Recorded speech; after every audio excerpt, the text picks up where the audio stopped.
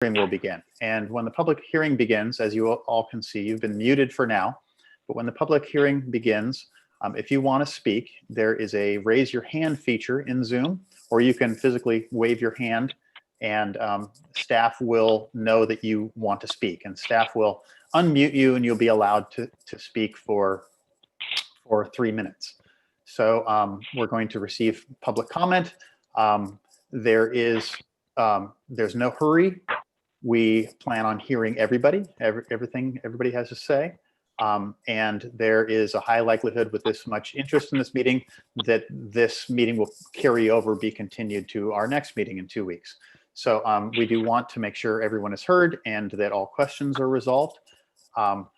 The other thing about this is this is a preliminary review. The design board will not be voting to approve or deny the application.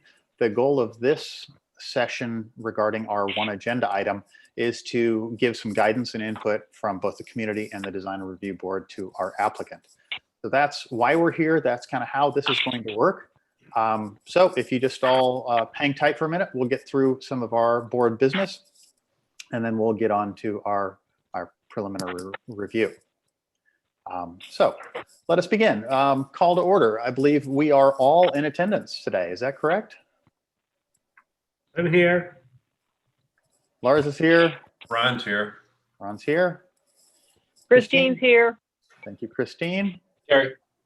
Here. Bush is here. Can you hear me? We can, loud and clear. And Gregory Okay. Beal is here. So we have our full contingent. Next item, approval of minutes from October 7th. Did everybody have a chance to review minutes, or at least everybody that was there? They looked fine to me.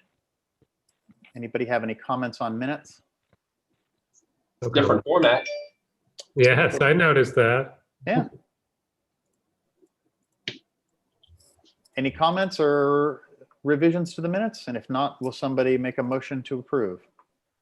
Sure. Make a motion to approve the minutes as written. Okay, motion by Carrie Bush. How about a second? I'll second. Second. All right. Oh, Ronald. Both of us will. We'll have a second by Ron. All in favor of approval of the minutes, say aye. Aye. Aye. All opposed? Minutes are approved. All And right. actually, if we can do a roll call for that, just to make sure we have, I think there were a couple members I didn't hear. Ellen, can you do that? I'm abstaining because I wasn't here. Correct. Yep, and probably the same for Gregory. He's nodding. Okay. Oh, Alan, you're muted. Hang on a second. Sorry. Alan's good. There he goes. Too many things going on. So yeah, let me do a roll call real quick for the minutes. Christine Lovell, I'm She's abstaining because I abstaining. wasn't here. Ron Harry, Yeah, I'm here. Carrie Bush. Here. Or sorry, this is voting for the minutes. Yes. Okay. Gregory Beal. So Greg, you're on mute. Yeah, he was abstaining too. He was not in attendance. Okay. Vice Chair Lars Langberg. Aye. And lastly, Ted Luthen. Chair. Aye. Okay. All right. Minutes are approved. Thank you, Ellen. Okay. Next order of business, Planning Department update on matters of general interest. Anything of general interest from planning? Thank you. I will keep this very, very brief given the meeting agenda for today. But I did want to let the DRB know that the City Council has approved installing parklets. I think 3 or 4 parklets in downtown. We have also received our Caltrans permit for that, which is actually the big heavy lift for that. So we have ordered the materials and the parklets are anticipated to be installed once we get those, hopefully just under a month from now. And the city has also adopted both a capital improvement budget and a revised budget for the year. Those are the last sort of major actions from the last 2 meetings. Fantastic. That's great news. Can I just make a comment, please? I would just like to acknowledge the hard work and perseverance of architect Paul Fritz, member of the Planning Commission. If it wasn't for Paul, those parklets would not be approved. I can say that with confidence. So I need in this public forum to recognize Paul. And I can concur with that, Lars. He was very instrumental. As can I. Yep. Are these parklets permanent or temporary? They are temporary. They'll be done with barricades similar to what Petaluma and some other towns have done. Okay. Paul's Parklets. All right. Next thing we have comments from the public regarding items not on our agenda. Does anybody have anything to say that is not on our agenda today? Just a public comment. And if so, please raise your hand or wave or something like that. So we believe we have at least one from Kyle Fabio or Pablo. Okay. So I'm trying to pull it up. So there's a lot of pages to go through and names to search through.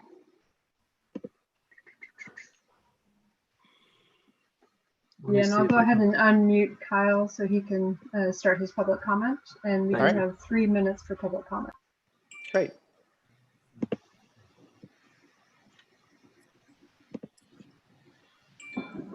Kyle, are you able to unmute yourself? Yes, I can. There he is.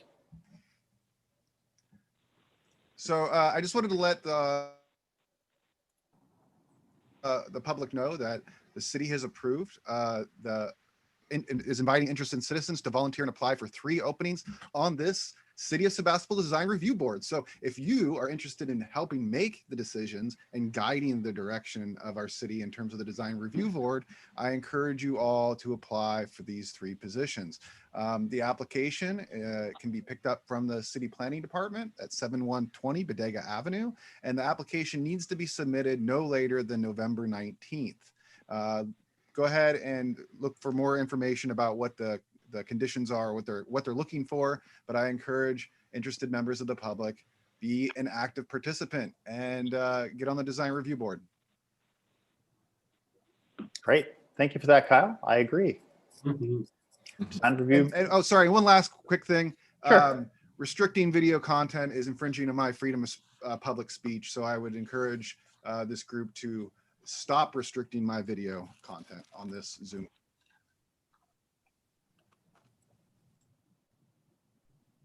Okay. Sounds good. Any other comments from the general public? Seeing none, we'll move on. Statements of conflict of interest. Anybody on the board have a conflict of interest with this project that we are about to review? Seeing none, we will move forward. We're going to move into our preliminary review of the apartment complex proposed for 7716 and 7760 Bodega Avenue. So if we could get the staff's comments on this, please.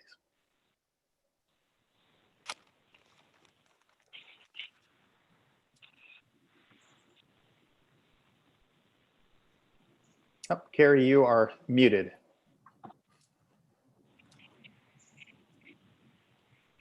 Thank you. So Ellen will be giving the staff report for this. Ellen, did you want me to do any comments first, or are you ready to jump in? Sorry, I was having some audio issues. I wasn't hearing anything for the last couple of minutes.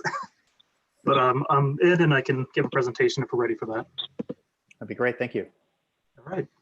So to begin, this is the second preliminary review for an 84-unit affordable housing project located at 7716 and 7760 Bodega Avenue. And before going into detail on this project, I would like to go over the purpose of a preliminary review. So preliminary review is meant to provide an informal critique and evaluation of our project's design approach. Its role at this time is to identify relevant issues and significant concerns and provide comments on the appropriateness of the preliminary design and its compliance with the zoning ordinance and design review guidelines. And no actions are being taken with a preliminary review hearing. All right, so with that said, I'm going to dive a little bit into the project description and I guess a general summary of the project. As an overview of the proposal, the project proposes to merge 7716 and 7760 Bodega Avenue into a single lot to construct an 84-unit deed-restricted affordable housing project. And associated with this would be 152 parking spaces, including electric vehicle charging stations and handicap accessible spaces. The project would construct 6 3-story residential structures. The project would result in the excavation of approximately 14,600 cubic yards and an off-haul of approximately 11,000 cubic yards of earth. The site would have several retaining walls near the perimeters, ranging from less than a foot in height to 9.5 feet tall. The proposed development would result in the elimination of most of the existing trees on the site and result in several moderate impacts on several of the adjacent neighboring properties' trees, as identified by the applicant's arborist report. So since the last time the board, or during the previous review of this item by the board in December 19th, or I think it was 18th, 2019, the board had made several issues and several suggestions, including but not limited to, this is a flat lot project on a sloping lot. Flattening the slope will destroy the trees, which is not acceptable. Retaining walls exceeding 3 to 4 feet is not acceptable. And additionally, retaining walls with 8-foot drops is problematic again. This project has suburban architecture on the site that does not call for it. The amenities should be centralized. The parking lot facing Bodega is not acceptable. There's little variety in the volume in buildings. The building material should make sense in how they're used and should not just be surface applied. And that a 1-story community room is out of place in this project and that unit should be added above. Once again, this isn't all the comments, but just a general summary. Since then, the applicant has revised their project and has made several modifications, which include adding units above the community room and reducing the number of structures on the site from 8 to 6, reducing the overall cut on the site from 20,000 plus cubic yards down to about the 14,600, and reducing retaining wall heights from 16 feet to 9.5 feet. The current project centralizes the recreation areas, has moved the development further south closer to Bodega Avenue, and relocated the parking that was originally fronting the street to behind the front building. The buildings have been centralized to provide greater setbacks to the northeast and west neighbors, and they've also modified the roof lines of the structures. That's just a general overview of the modifications and general project summary. So a little bit of site context. This project is situated in a unique area in that the general plan and zoning ordinance have designated most of the properties on Bodega for high density residential. However, the block is still transitioning and is currently made up an eclectic mixture of developments.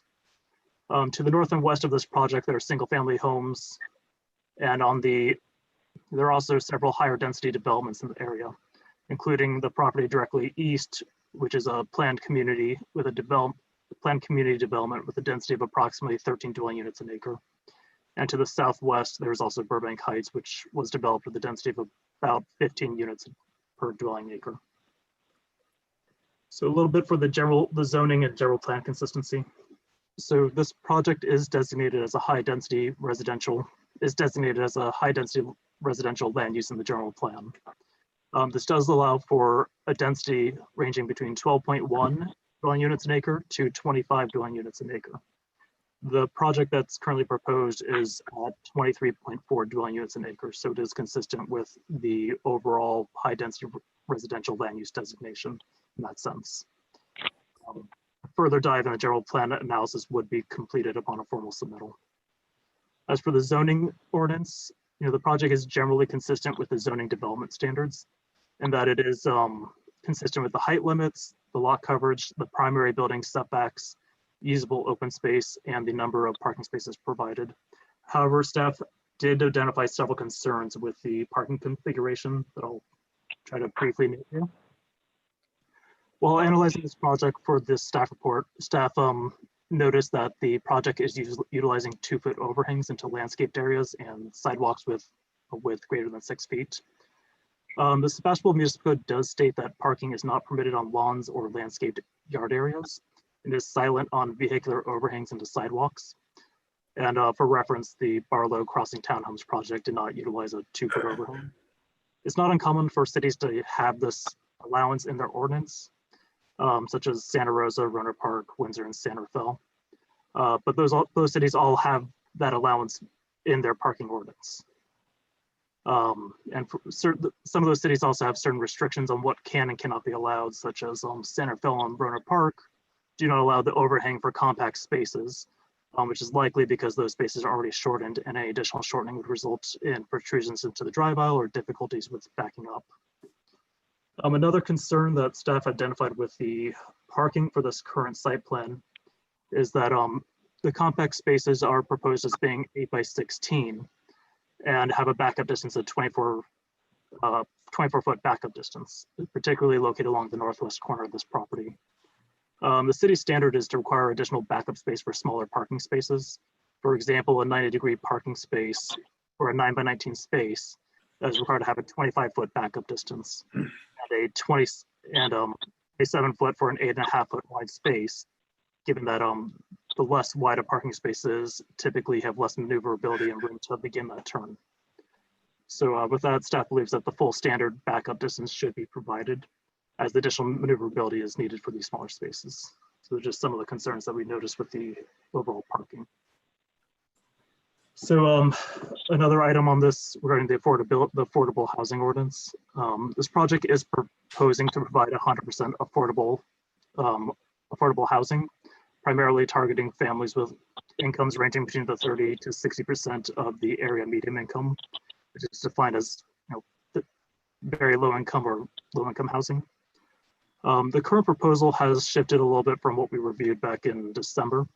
The current project proposes to dedicate 48 of the units to families whose substantial income is from agriculture, aquaculture, or retirees from these industries. The remaining units will be dedicated to seniors or other individuals with incomes ranging between that 30 to 60% AMI, as provided by the applicant. As this is an affordable housing project, this project is eligible to take advantage of the city and state's density bonus law, which entitles the project to a 35% density bonus, as well as modified parking ratios and 3 concessions, which could be used to reduce site development standards, such as setbacks, open space requirements, or lot coverage, as long as the applicant can show the concessions are needed to make the project financially feasible. At this time, the project is not requesting to utilize the density bonus or any of the concessions. So next section I'd like to discuss is regarding the trees in the arborist report. The applicant has provided an updated arborist report. This report was updated since the December meeting, but it may not fully reflect the current set of plans, given that the report was finished in June 4th, and the current iteration of plans, which some of the main changes that have occurred since then is that the retaining walls have been reduced in height and the amount of cut has been reduced. These modifications were done in September, so there could be some discrepancy between the current arborist report and the current plans. However, based on this arborist report, it is identified that 26 of the trees on site are identified as potentially preservable. This is an increase from what we previously saw, which was 11 trees, so 15 more trees that are potentially preservable. However, this report still identifies that there will be moderate impacts on several of the trees located on adjacent properties, and they anticipate the trees will survive, but it's unclear as to what these impacts are, what the impacts actually are. And I also would like to make a brief note that the city arborist has requested to be taken off of this project, and the city is currently retaining an independent arborist, Gary Balsarak, to review the project. However, due to contract constraints, we currently have not had an opportunity to currently review this project at this time. The contract should be resolved in the near future, but we're still working on getting that finalized. However, when I did contact the city arborist and asked a couple questions just out of just trying to do a little bit of due diligence, and it was noted that there could be several impacts on the adjacent properties trees with the proposed retaining walls and cuts that are needed. Particularly, there could be removal of branches or roots, and essentially a more detailed evaluation would need to be conducted. All right, so for the design review guidelines section, overall, I would like to state that the project as revised is more consistent with the design review guidelines than the prior submittal back in December 2019. However, there still are many areas where the preliminary project appears to conflict with the design review guidelines, and staff is seeking the board's feedback on these items. And instead of going over each item individually, I'm going to try to just highlight several of the areas in the report that I believe are, that I would like to have the board's input on. Particularly, so I'm going to kind of list off a couple of the guidelines for you right now. So that grading should be minimized to the extent feasible to reflect existing topography and protect significant site features, including trees. Terracing should be considered as an alternative to the use of tall or prominent retaining walls. Proposed grading under drip lines of protected trees must be clearly identified on plans and be reviewed by an arborist prior to issuance of a grading permit. Long or tall sound walls, masonry walls, or fences should be designed to minimize visual monotony through changes in plane, height, materials, or significant landscape massing where appropriate. Architecture should be compatible with the developing character of the area and should complement the unique aspect of the site. Buildings over 2 stories tall should scale down their street-facing facades to reduce apparent height. A variety of levels and planes should be encouraged to reduce the massing of larger buildings. Multiple buildings on the same site should be designed with a cohesive visual character. When possible, individual street-oriented ground level entries to residential structures should be provided. Essentially, each residence should be provided with some form of visual identity as an individual address. Facades of horizontal buildings should be broken up into smaller components by utilizing vertical elements, and that building materials and colors should be complementary to the design of the surrounding area, and that these materials should be durable and of high quality. So in general, these were several items that were brought up in the previous review, and once again, I just want to bring them up. I did have a more brief analysis of each of how the project complies or how it appears to not be complying in the staff report. I don't want to go over all those details for the sake of time here, but I can do that if requested. Overall, staff is seeking the board's input on whether the current proposal meets the intent of the guidelines or how the project can be modified to improve on these items. And prior to wrapping up my presentation, we do have the city's traffic consultant present, or at least he should be present, and he can provide a brief summary analysis of the applicant's traffic study. Steve, are you currently present? I know we were talking about this earlier. Yes, I am here. Okay, thank you, Steve. Would you like to give a brief overview of your analysis of the traffic report?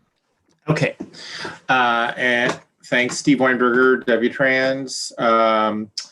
We did, so everyone's clear, we didn't draft the traffic study. We're reviewing it for the city.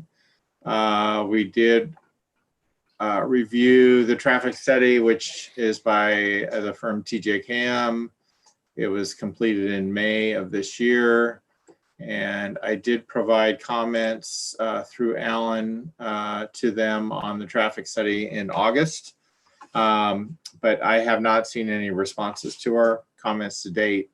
But I'll give you a summary of my comments on the traffic study and then entertain any questions if that's helpful. So I'll just summarize my comments into 4 areas: pedestrian access, bicycle facilities, vehicle access, and impacts to the Robinson Road intersection. In general, the traffic study did do a very thorough intersection impact analysis in the corridor.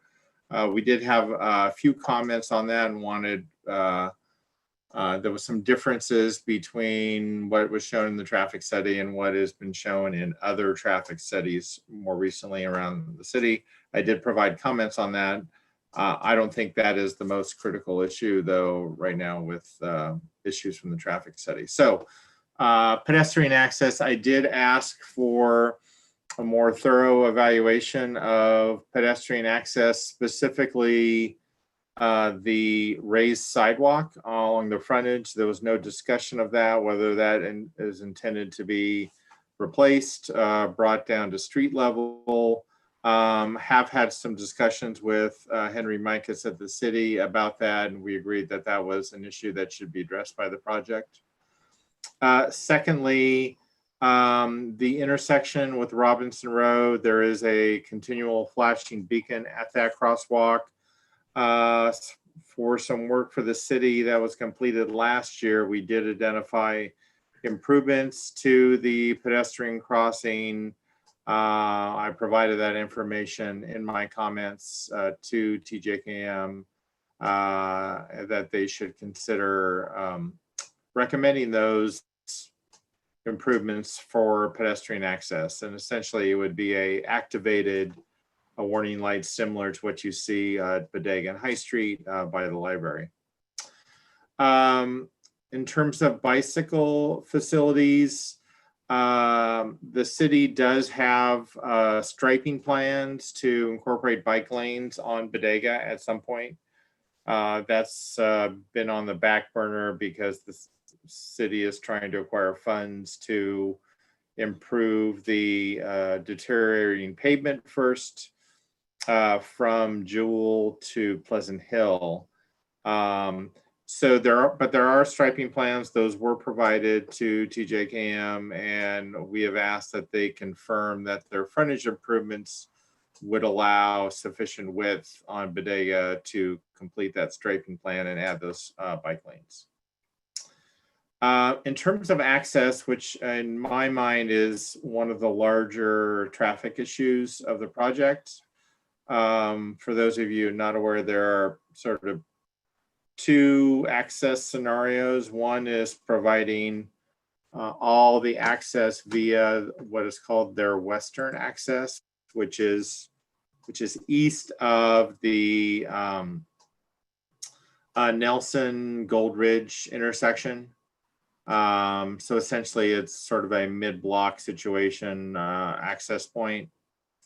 And then there's another scenario that would look at access there plus tie into essentially the northern leg of Robinson Road. It's not Robinson Road, that is the access to the residential units on just to the on the north side of Bodega to the east of Robinson. But there's a scenario that would tie in access to the project on that northern connection to Robinson. We've thought that the traffic study didn't do a thorough evaluation of it on the scenario with all access to the west. There is a median that was reconstructed as part of the Nelson Gold Ridge Hawk installation that was installed to make room for the bike lanes, and the traffic study kind of ignored the fact that it was there and would interfere with any left turns in or out of the project. So we pointed that out and asked that they consider that median placement and how it affects access there. And as far as the, so in our opinion, I'll just throw out our opinion is that that western access is likely going to end up being a right turn in, right turn out only, because it's very difficult to achieve the left turns in and out with the current configuration of Bodega. So with that, the access scenario for Robinson, the northern connection of Robinson, I think is critical to the project. The traffic study did looked at warrants for traffic signals at Robinson. Those traffic signal warrants are not met, meaning that not a location that is really worthy of the cost of putting in a traffic signal given the traffic volumes there. I've personally kind of looked at those warrants and poked around them, and I agree with that result. But what we think is critical is, especially when this gets to public hearing, I think the neighbors are going to be concerned about that Robinson Road intersection, residents on Robinson Road, as well as the north side, and what types of delay and queuing is going to occur with the addition of the project. That was not evaluated at all in the traffic study, and we've asked that that be done. I think that summarizes my comments on traffic, and be happy to answer any questions. Great. Thank you very much, Steve. Appreciate that. Let's see. Do we have any? Why don't we see if there are any questions from the board for our traffic? Sorry, Yes, Ted, Alan. can I Yeah. finish? I have one more section that's very brief, and then Okay, go ahead. I'll conclude my report, and then we Great, can go thank to you. the traffic or anything in the report. Okay, perfect.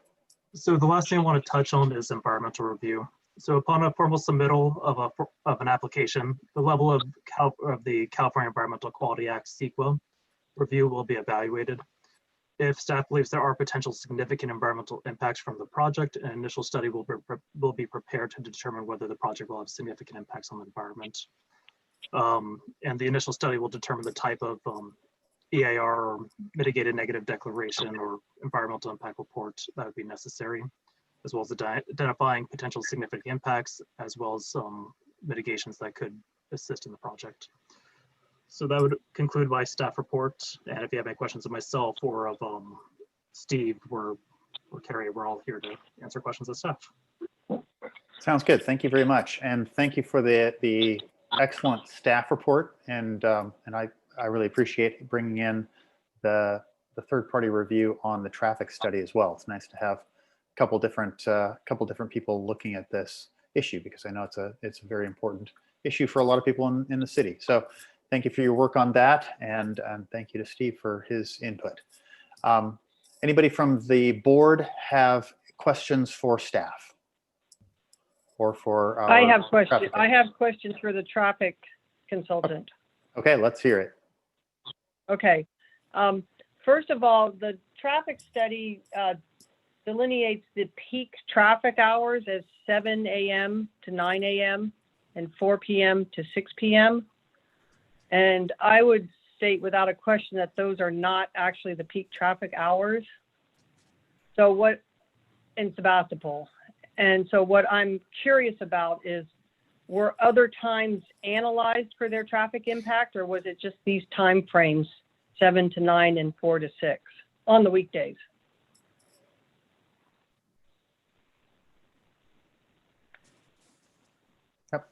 Steve, There we Steve go. is muted. Sorry, There he is. sorry. Yeah, sorry for my delay. I've been, Carrie was unmuting me. Yeah, thanks for that question. So it's pretty standard in traffic studies to look at the 7 to 9 and 4 to 6 periods. And what is done is traffic counts are collected for those 4 hours. And then the AM peak and the PM peak hour are determined within each of those 2-hour periods. I'm a resident of Sebastopol, so I understand your comments.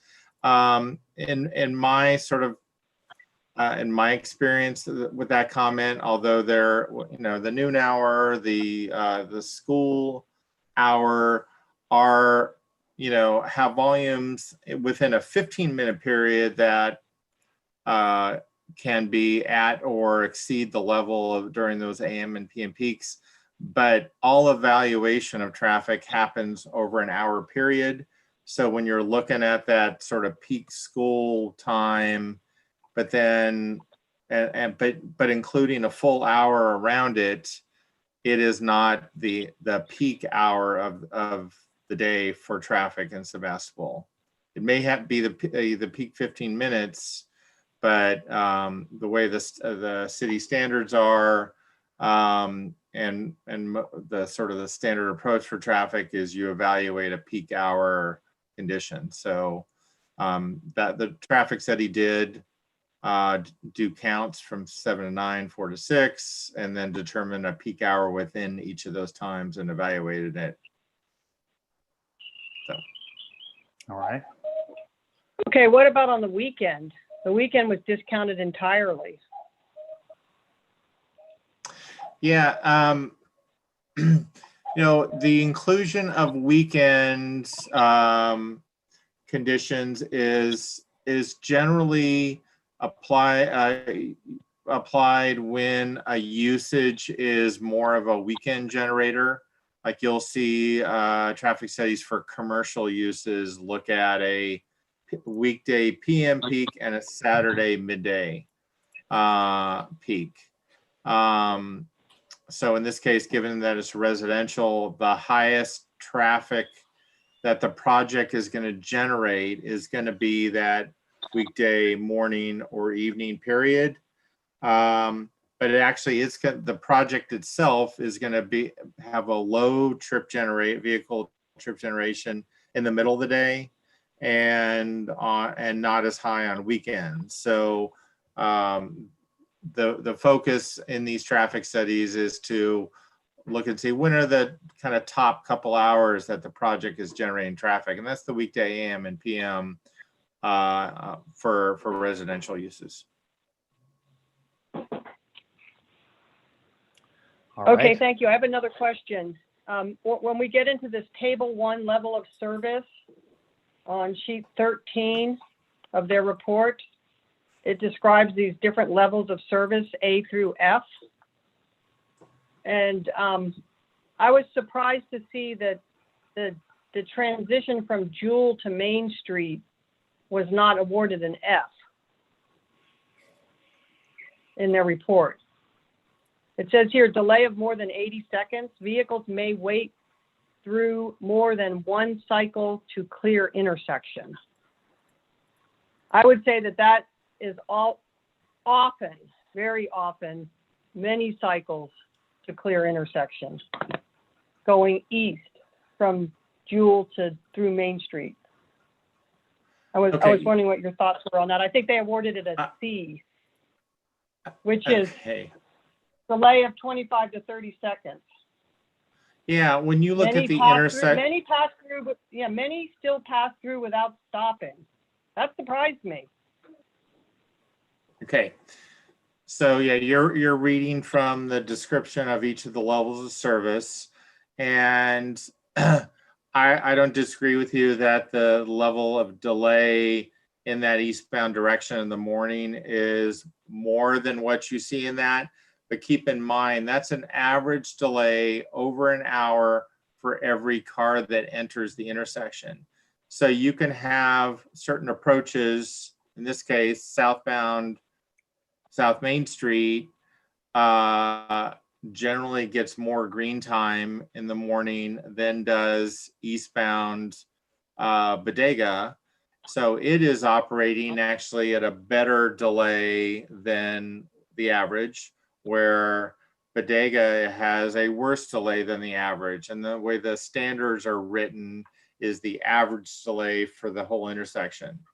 There is a signal timing study that was done by us for the city in the last year.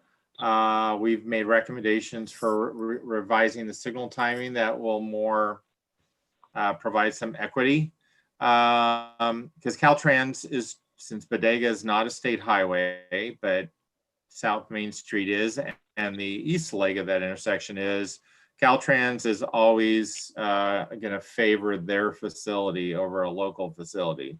It's just the way they operate, but the city has been providing those comments to Caltrans to try to get them to make changes there. So, but in general, your question, the average delay for the entire intersection is presented in the report. Some legs may be better, some legs may be worse. Okay, thank you. Any other questions from the board for staff or our traffic consultant? All right. Seeing up, Lars, yes. Unmute yourself, Lars. There we go.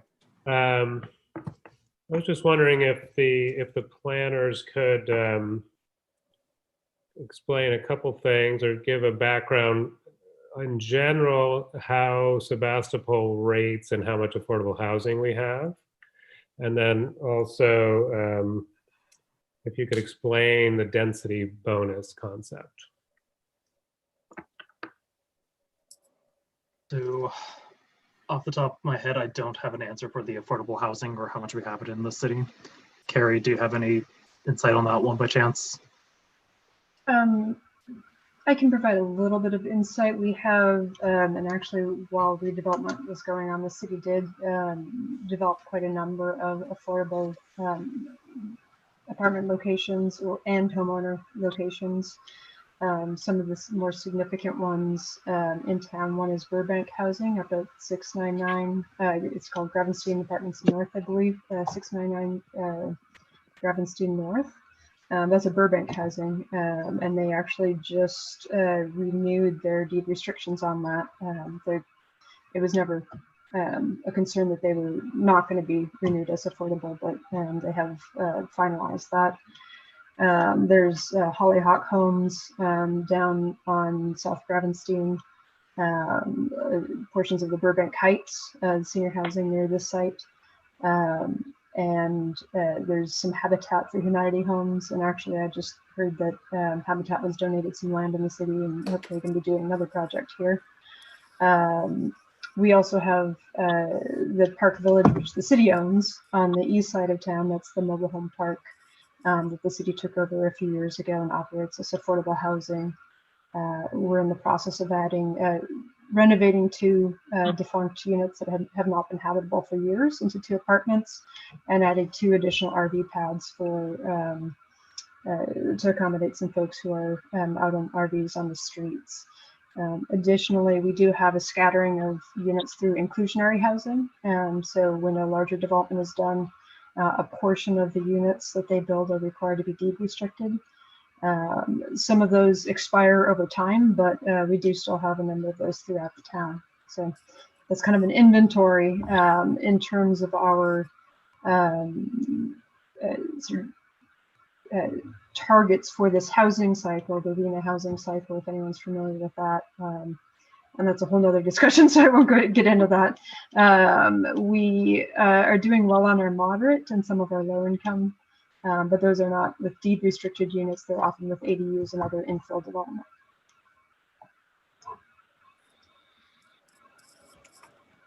All right, thank you for that. Any additional questions? Um, I think you had a Right. question about the density bonus, and Alan, do you want to start with that? Yeah. So typically speaking, there's the density bonus law, which is kind of like a sliding scale based on the number of dedicated affordable units. You get a certain amount of density bonus on top of the city's standard, limit. So for example, if you had a maximum density of 10 units for the city ordinance, so if you had a maximum of 10 units, but you're providing, just for example, 11. Sorry, I'm trying to look at the tables as we're speaking about this. If you're providing 11% of those units as affordable, you would, as very low income affordable, you would qualify for a 35% density bonus. So you'd be allowed to exceed the city's stated density of 10 units in this particular example. However, I believe there were some recent changes that discuss 100% affordable housing that are restricted to the very lower levels, which could qualify a project for, and this is a bit newer for me, but up to an 80% density bonus. So it's essentially a density bonus is saying you're providing a certain amount of affordable housing, and then the state allocates you a certain amount of bonus to exceed essentially the city maximum. Right. So you could be more dense, add more units, but then it also gives you accommodations if you want fewer cars, for example, right? That's Or if you want to reduce setbacks or those, but you'd have to demonstrate that the project is, that these concessions are required due to financial feasibility. right. Okay. Got it. Thank you. I just had one other quick question, which was that we received comments from the public ahead of the meeting that were all opposed to this project. So I just wanted to see if you got any comments of people in favor of this project. At this time, I have not received any comments from the public in favor of the project. Thank you. And I had one question about the parking concession. What would, if the applicant was to ask for the parking concession, what would the maximum concession be? Great question. That's a good question. It is quite a large reduction that they can get, and I don't know if I know the applicant has someone who's a little bit more of an expert on this. Happy to have her chime in during the applicant's presentation or as part of that. But either way, I can do a quick flip to that page in my law book and review that while the applicant is making their presentation as well. Well, That sounds good. it's 90% according to what we got in the Oh, is it in there? instead of 100. And that's actually, that's our own regulations. That's not the state density bonus law, which allows a greater reduction. And I believe it's based on, if it hasn't changed, it's based on the number of bedrooms for cars. So it could be even more from in the state size, you're saying, than Sebastopol's reduction? Correct, yes. Okay. And Sebastopol's reduction, I calculated, it went from 151 to 136. So it, just as a point of reference. And for the reference, I believe and I may need to double check this, but I believe the project is currently utilizing that 90% of the city's requirement already. And I can double check that in a minute, if that's all right. So I think the standard requirement's a little bit higher than what they're currently showing, but they're still within the city requirement to that 10% reduction. According to the report, the applicant is proposing 152 parking spaces, which exceeds the city requirement of 151. Correct. So the city requirement's 151. Right. Per that 90%, or that 90% of required.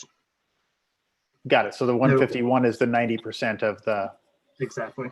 Got it. Okay. So if it wasn't an affordable housing project, they would be required to provide 162 spaces. Okay. Okay. But there might be a state law that allows reduction even further. Okay. Thank you. Thank you for that. Any other questions from the board? Carrie, yes, you're muted. There you Yeah, go. hi, Alan. Yeah, just to be, I want to be 100% clear, but I thought I heard you say something that they did not apply for the added density bonus.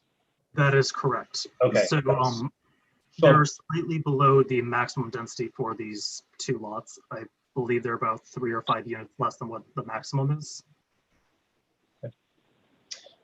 Okay, my second question is regarding lot coverage and requirements. Just in general, can you break that down for me? And buildings included, not included, lots included, where are we in our coverage? Got it. So I believe for this site, and I'm going to pull this up from the code real quick, if that's all right. I'm going off of memory, but I might be slightly off. Okay, so this particular lot has a maximum lot coverage allowance of 40%. So 40% of the lot can be covered with structures, carports, the residential buildings, essentially anything that has walls and a roof, or really a roof. Non-permeable. Yes, so anything that has essentially a structure covering the lot is one way of thinking about it. Would be counted against that lot coverage of 40%. And I believe this current application is in about the 20% lot coverage range. So it is below the lot coverage requirement. I'm trying to get that exact number right now. Okay, thank you. All right. Any other questions? All right, seeing none, let's see if our applicant would like to make a presentation. So I'm going to unmute Lauren first, and I'm going to unmute her team as well. And if I'm missing anyone on the team, please let me know.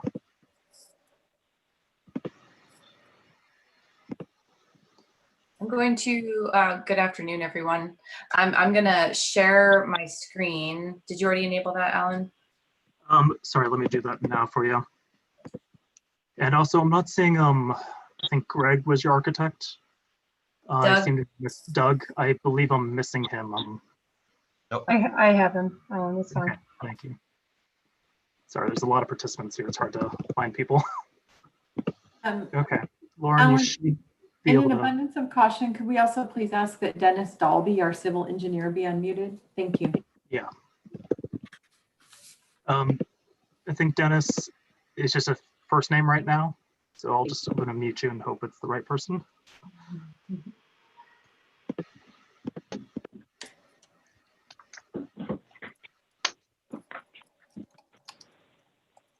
Looks like you guys are all unmuted. All right. Can everybody see that? Sharing my screen. Yes, we can see it.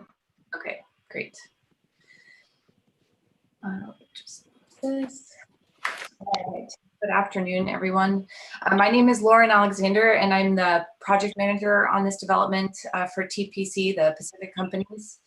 With me today that Alan just unmuted is the applicant, Caleb Roop, who is the president and CEO of the Pacific Company.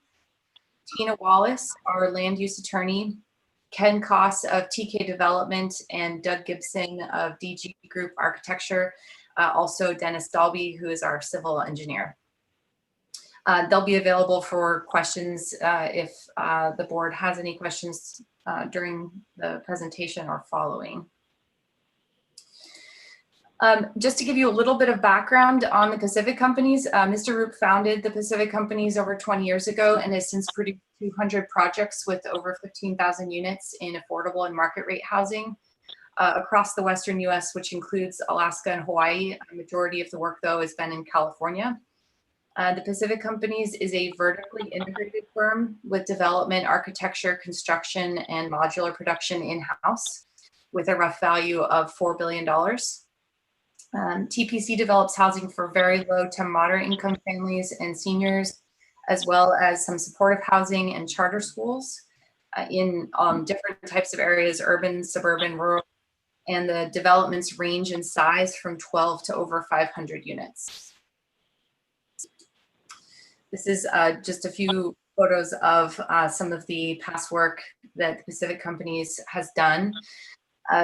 We've been looking forward to the opportunity to come back to the board and share how we've worked over the last few months to address the concerns that were brought up at the last meeting and to produce a development that the city can be proud of and the community can welcome. As a resident of Sonoma County myself, I know that finding affordable housing in the county is a real challenge for many people, and the fires of recent years have certainly not made that any easier. Projects like this are just sort of small steps towards making affordable housing more available. Given the length of time since we first started talking to the city, I'm going to start with a summary of the evolution of this development since our presentation meeting, which was in September of 2019. At that meeting, we came with an initial concept design. It had 3 buildings along Bodega Avenue, a community building and residence in the center of the site, and 3 buildings at the rear north edge of the site. In our conversation, staff asked us to focus on traffic, bike parking, open space, a sustainable design, and a thorough study of the site's trees, as well as to host a community meeting, which we did in November of 2019. At that meeting, we presented this as the preliminary site plan. And after carefully considering the community's input, we brought this same site plan to the board for its feedback as well. This site plan had 1 building in the southwest corner here of the site, 4 buildings at the center, and 3 at the rear north edge, with parking largely around the perimeter. We provided a document for the board that's entitled Woodmark Apartments Responses to Comments Received December 18th, 2019. If you all have that. This was meant to help just bring a summary of all the comments made by the board at that preliminary meeting and the responses that we've made to each, since they were fairly extensive and we can't cover all of them here. Some of them I've listed here just for people in the community to see, and staff has already touched on some of these, so I'm going to go through some more detail in some of them and then highlight some others.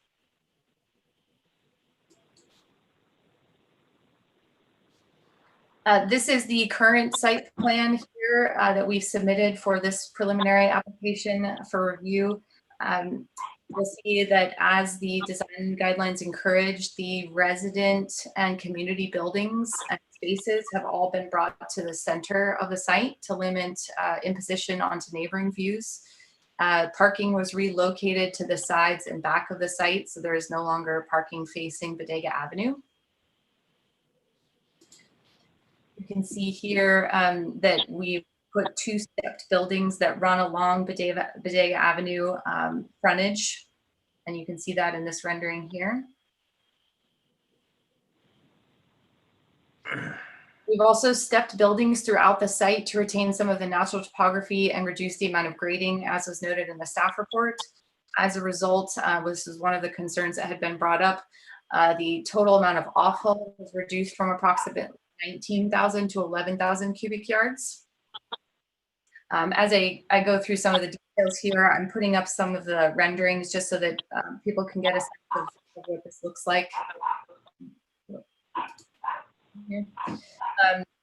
The retaining walls was brought up as a concern. At their highest point, due to the changes that we made to grading, they've been lowered from 16 feet to 9.5 feet. And of note, 74% of the retaining walls around the site are now 4 feet or shorter.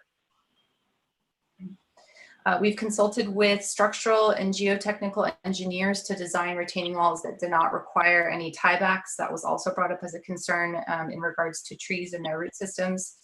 And also to install the retaining walls in a way that minimally disturbs the earth and surrounding structures.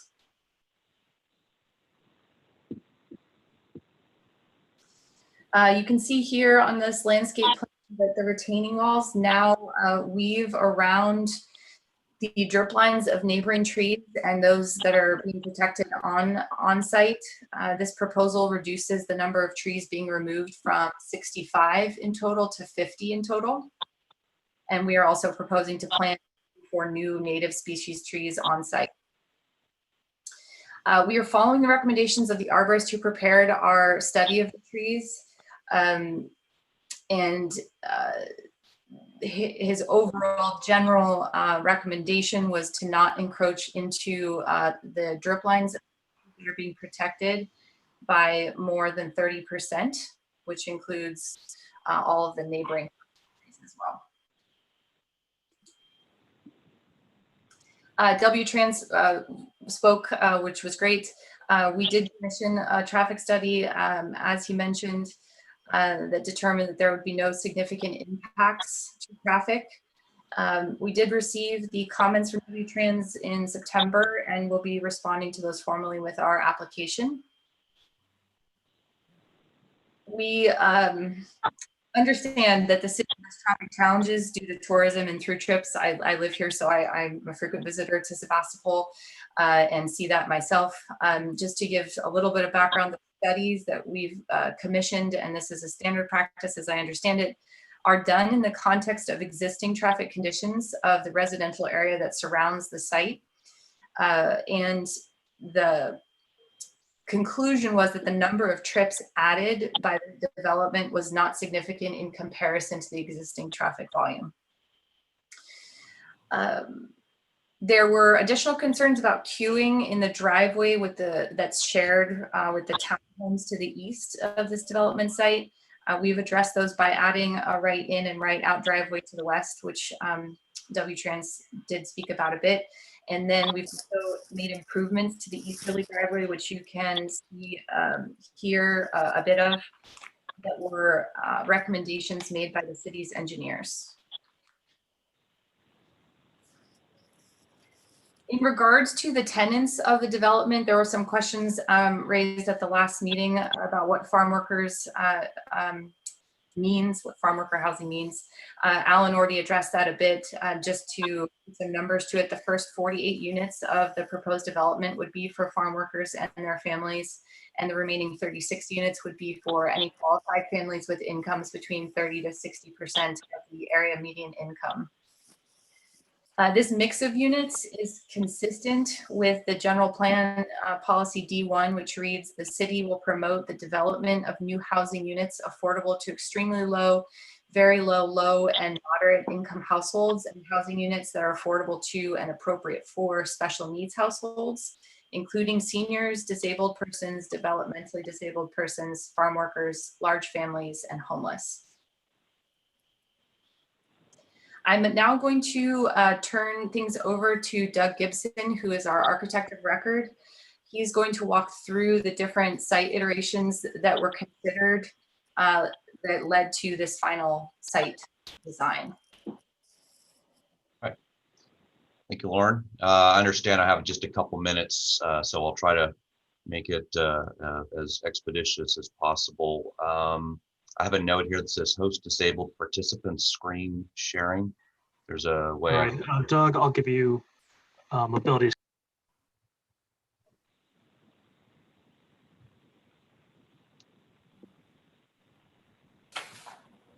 All right, well, so while he's doing that, I'll kind of just briefly summarize. We've got about 5 different iterations, and Lauren had presented actually 2 different versions. So I'll go through the first ones fairly quickly. Can individuals on the meeting see this screen here? Doug, you should be able to share your screen now. Okay. All right. Okay, so this was the first one that Lauren had provided. And what I wanted to make sure that we were clear on is that this was for an instance, the flat site design that individuals during the public hearing had brought up as a concern later on. So the iteration was to move the structures in towards the middle. This was the one that we presented at that September meeting. This is a little bit further iteration as we were moving them in and actually providing more general work within the space of the site. And then the one that really is the most, sorry, I'm going to try to move this down. So this one is really kind of the closest iteration to our final build out, where we've moved islands around and have produced the modulation of the center courtyard area. And so the final one, and I wanted to kind of point out some items here on this site plan in general, is that the site as produced in this latest iteration, we made reference to the amount of grading and the work that we had done. A lot of the retaining walls that were at the perimeter of the site are now actually within the limits of the central courtyard, because we've got a significant number of accessibility provisions that we have to meet. So we've got ramps and other areas where we're retaining earth in order to allow for these units to be integrated into the site. So that 9,000 yard reduction was really part and parcel to the production of the building footprints being split down the middle, if you will. So we have anywhere from a 6-inch to I believe a 12 to 18-inch difference in the pads for each one of the buildings. And that allows for this greater integration of the building product into the site. In addition, we did convert these 2 units down here, these 2 structures along Bodega Avenue was requested. We stepped them down on the sides. So we've got 2 and 3 story. We articulated vertically and horizontally the different design elements. The materials wrap the corner. I know that was one of the initial concerns.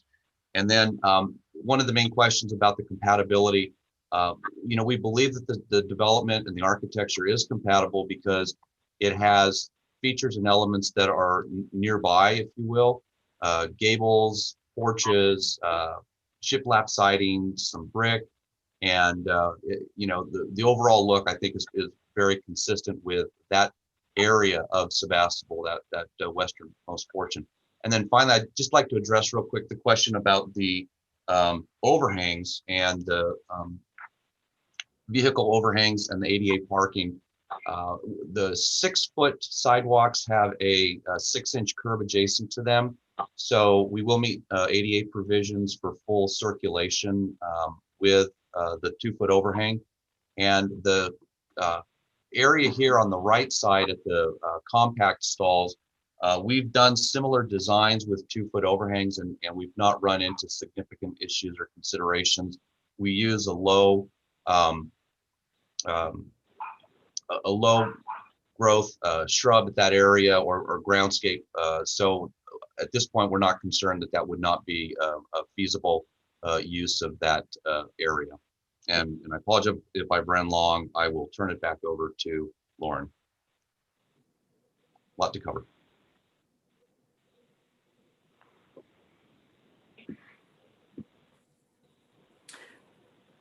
Thank you, Doug. Now, unless the board has any questions, we were going to ask Caleb Roop to speak a little bit about affordable housing. I know that many of the board members mentioned they were not as familiar with affordable housing, so we thought this might be helpful to you. Yeah, very good. Thanks, Lauren. And I do want to take care of everybody on the meeting time, so just let me know if we need to shut down in a couple minutes, but I'll try to be brief.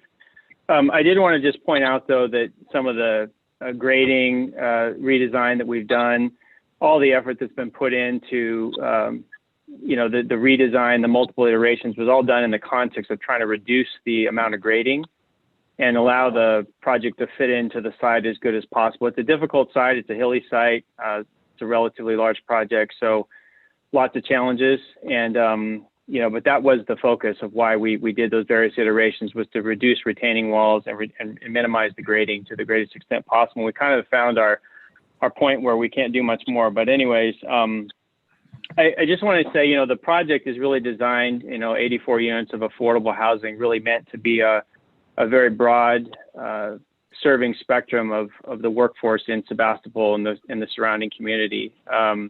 Part of its design is 1s, 2s, and 3-bedroom units, so it provides diversity for individuals as well as families.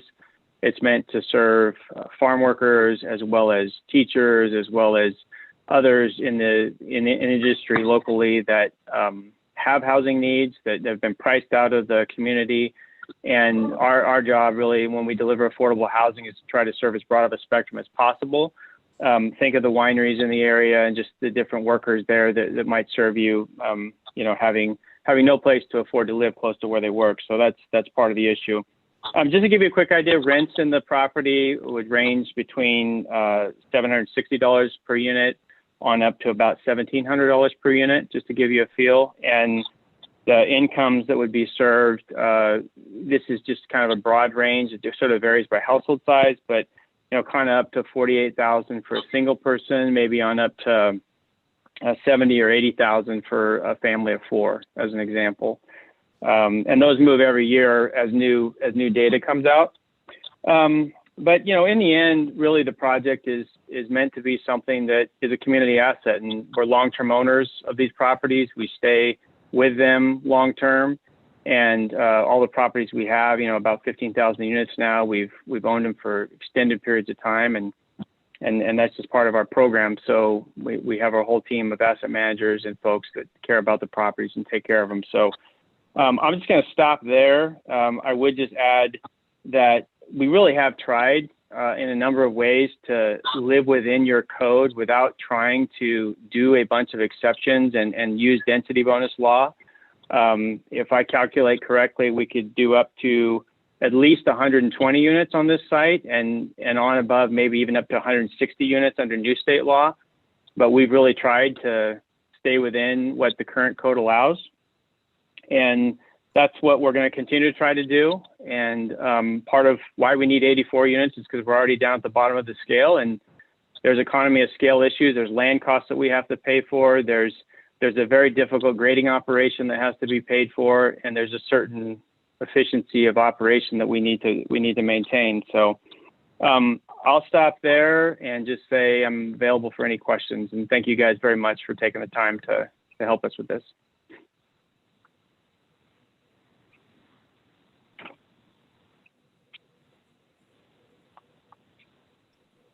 So Ted, can you? Oh, sorry about that. Thank you. All right. Thank you very much for that. Anybody else from the applicant's team like to say anything?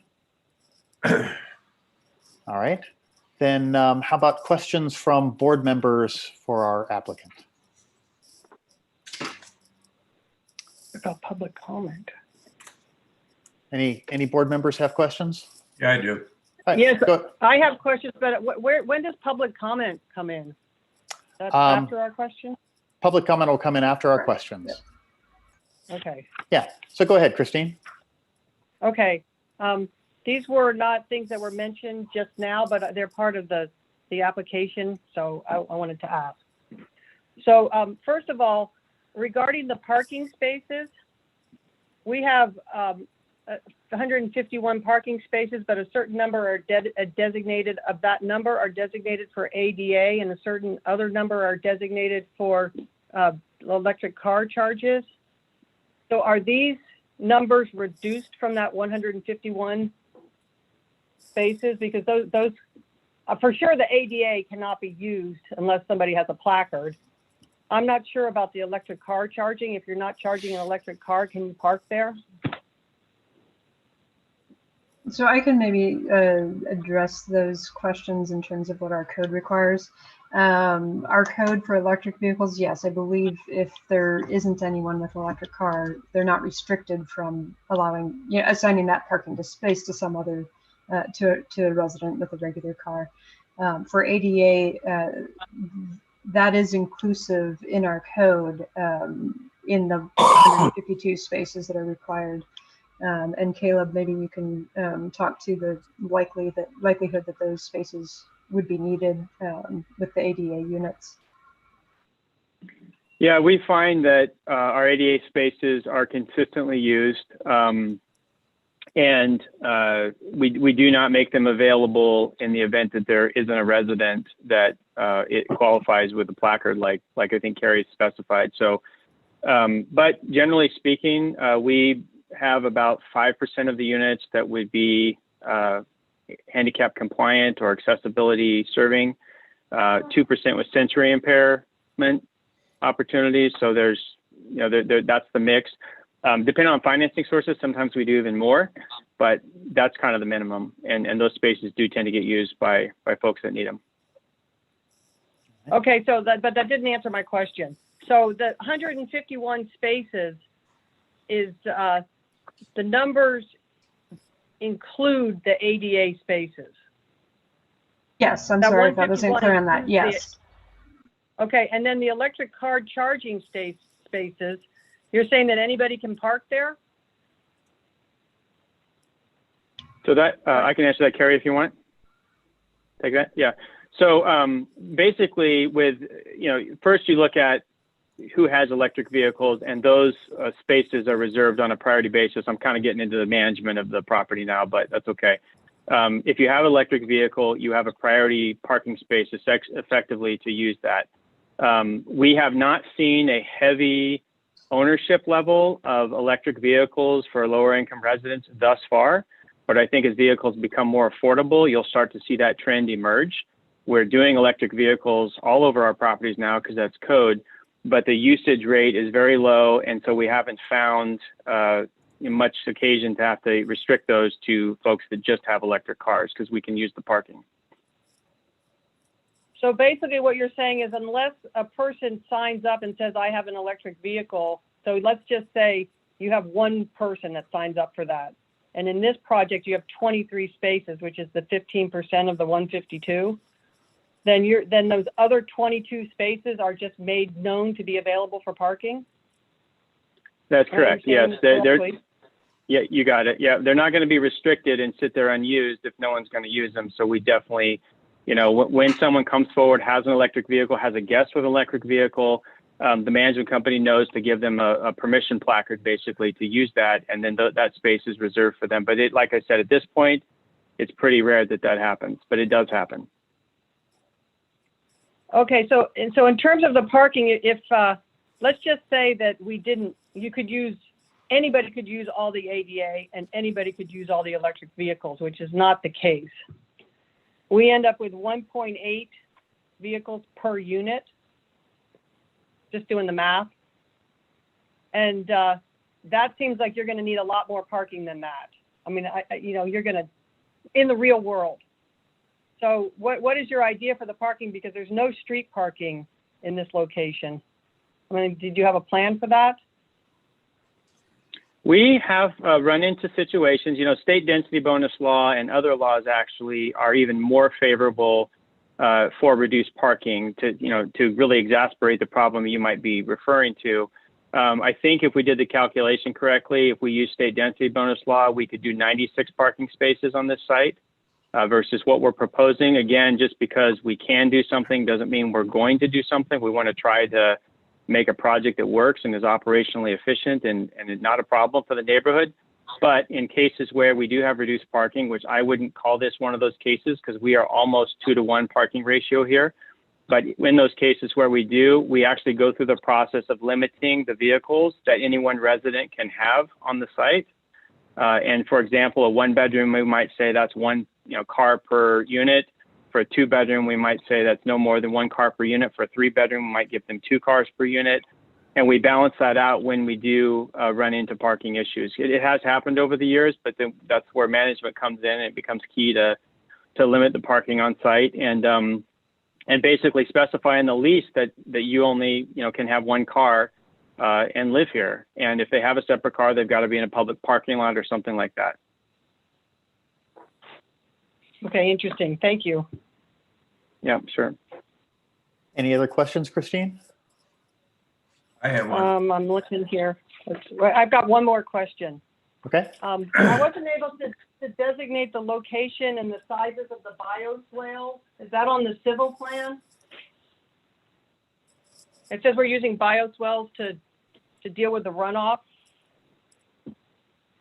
Maybe this is something we get into later. Maybe this is too much in the weeds for right now. If we could ask this question later when we get into landscaping. Board member level, I believe our civil engineer, Dennis Dalby, can answer that. However, he's not the Dennis that was authorized to speak. Could you please authorize the participant with the phone number 707-542-4820 to speak? Sorry, can you repeat the last 4 digits again for me?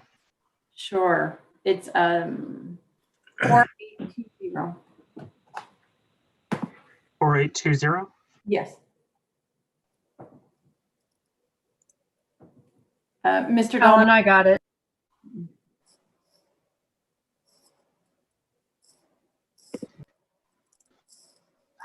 Thank you.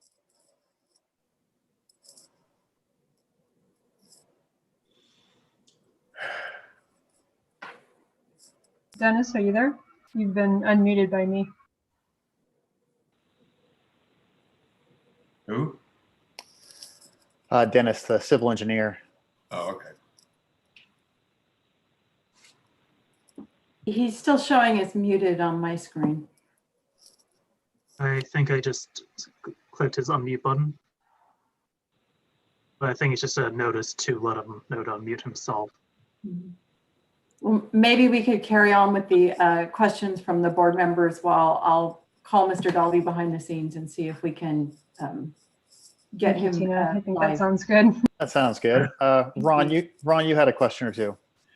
Yeah, I guess what I'm trying to figure out here, at the last meeting, this wasn't really brought up.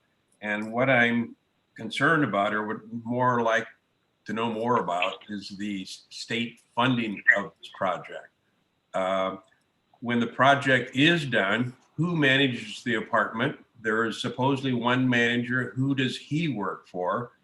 But basically, I'm wondering what all the requirements are from the state to build this affordable project. It seems like they have to level out the lot in order to pass state requirements for accessibility. If this was not an affordable housing unit, they could probably terrace it and stay within our current guidelines anyway. So I would like to know more about where the money's coming from and who manages the place and more like that.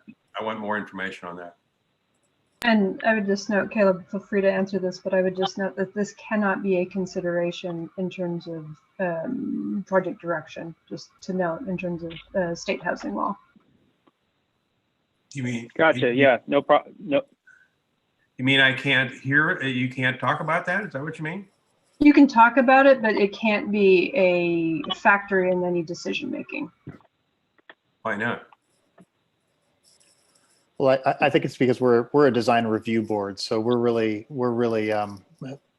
giving input on design specifically related to the city's approved design review guidelines. So our commentary needs to be kind of limited to the items that are related to the city's design review guidelines, because that's where our authority comes from. So the operations, the management, and the financing is kind of out of our purview. I guess what I was trying to determine there, why does the lot have to be level? Now that is something that is related to the design review guidelines. So Right, that's what I meant. yes, okay. Well, I can just say that and I don't know if this changes. I mean, Doug, this probably is better where you weigh in on overall accessibility for any building that's built, on the site, multifamily of any kind, right? So, but generally speaking, what I can tell you about affordable housing is that we have to have an accessible path throughout the site to the public amenities, as well as down to a public street. And so that's a requirement. I believe that kind of a requirement would extend to any type of building, but I'm not an expert, so I'll let Doug maybe say something about that. With our affordable housing, we certainly have to have these requirements met, and access to those accessible parking spaces, have an accessible route throughout the development, and as well as to public infrastructure is needed. Can I? Doug, do you want to add anything on? Well, the second question. I'm sorry, Ron, go ahead. Who's going to manage this, and who pays for the manager? Is that the state or you? Got it. Yeah, we pay for the on-site manager. There's a 24-hour on-site manager that lives there. We pay for that through the rental income from the property. The management company would be a professional management company, a la like a Burbank Housing. If you know them locally, they manage their own assets. It would be a company like that has professional management experience. We have about 15 different ones that we work with and use, depending on the area. And that's our responsibility. And, on top of that, the state requires us to have regular inspections of these assets and make sure that, they look great, that we're renting to the right folks, that the property is well maintained, it's not causing issues for the neighborhood, for the city, et cetera. So that's all part of the program, and we're regulated that way based on the affordable housing resources we get.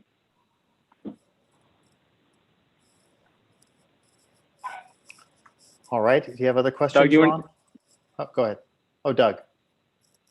Ask John. If you can unmute Doug, maybe. But that question about accessibility generally, I didn't know if it was relevant, but it might be for this conversation. Yeah. So the Americans with Disability Act, as enforced by the California Building Code, is a civil statute that provides for enforcement of universal accessibility for all building types that are used in this sort of residential application. So whether or not it was a tax credit project or a luxurious condominium development or just regular market rate apartments, the site would need to be graded to provide for universal accessibility, accessible paths of travel to and from public right-of-ways, and then to any of the on-site amenities. So irregardless of the type of use, the federal statute applies for uniform and accessibility provisions. All right. Any other questions, Ron? No, that's it for now. All right, Gregory, any questions? No, Gregory has no questions. Lars, questions?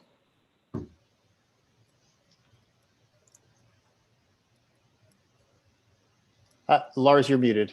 There we go. Okay. I was not being allowed to unmute. I have a couple questions. Kind of a general question. In your description, you talk about the potential for a LEED Platinum certification for the project, as well as a Department of Energy Zero Energy Ready program. The The latter I don't know about, but LEED Platinum is a very high standard to meet. So if you guys are shooting for that, that's really exciting. But if you could just talk about that a little bit. Sure. Currently, we've got 5 other projects that we're working with a Pacific company on that are LEED Platinum level projects. And one of the things that we show on our entitlement exhibits are solar panels up on the roof structure, for example, because we want to make sure that the city understands that in order to get this net zero provision, we would have to have solar arrays, solar PV. We work with a company out of Eureka, California called Redwood Energy. They help us put together energy budgets, if you will, for the project. And so I believe that this project would be called 105% PV or energy. So they would actually produce more energy than they use, and we would be putting energy back into the grid. All of our building products will be LEED certified. We'll be doing the specific provisions as necessary to meet the requirements for LEED Platinum. Benjamin Peterson, the architect in my office that's responsible for this project, he is LEED AP. So he has his own prerequisites and requirements that he will be managing as this project's put into construction document stage. Thank you for that. So solar, as far as I know, is required now in all new construction in California. So, but great, if you have more than you need, that's great. So to me, LEED Platinum is a above and beyond kind of level certification. So could you name 1 or 2 things that actually are unique to this project that wouldn't be on another apartment complex down the street, so to speak? That are above and beyond the LEED, or I guess I don't understand your question. Well, there's LEEDs. There's 4 tiers of LEED, I think, or 3, and Platinum being the highest. It's not that many buildings that actually go for LEED Platinum certification. So I don't do this kind of work, but I just wonder, solar panels would not be, to me, a LEED Platinum standard. Oh, okay. So the design and construction are really what is the critical component of LEED certification. So the use of low energy use PTAC units, or not PTAC units, PHTP units, which are like furnaces and air conditioners. They're all designed specifically to be high efficiency units. We also will design and detail the structures to include provisions for termite control, whether it's a metal barrier at the sill plate or a wire mesh where the sanitary sewer comes up through the footing foundation. Within the interior of the unit, all of the units would be door pressure checked, if you will, it's a standard that each one of the units has to be sealed. So there's consistent caulking and detailing in all of the unit production. So it reduces indoor air quality issues. It also makes sure that it's a tight unit. We use a product called an ERVH, which actually provides for indoor air quality. So there's not issues with off-gassing or concerns along those lines.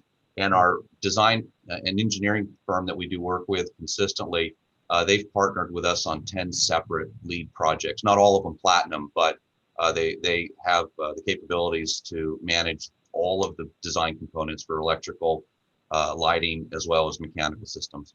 Nice. Okay, no, it's great. I really appreciate that effort. So I just want one design question for you, Doug.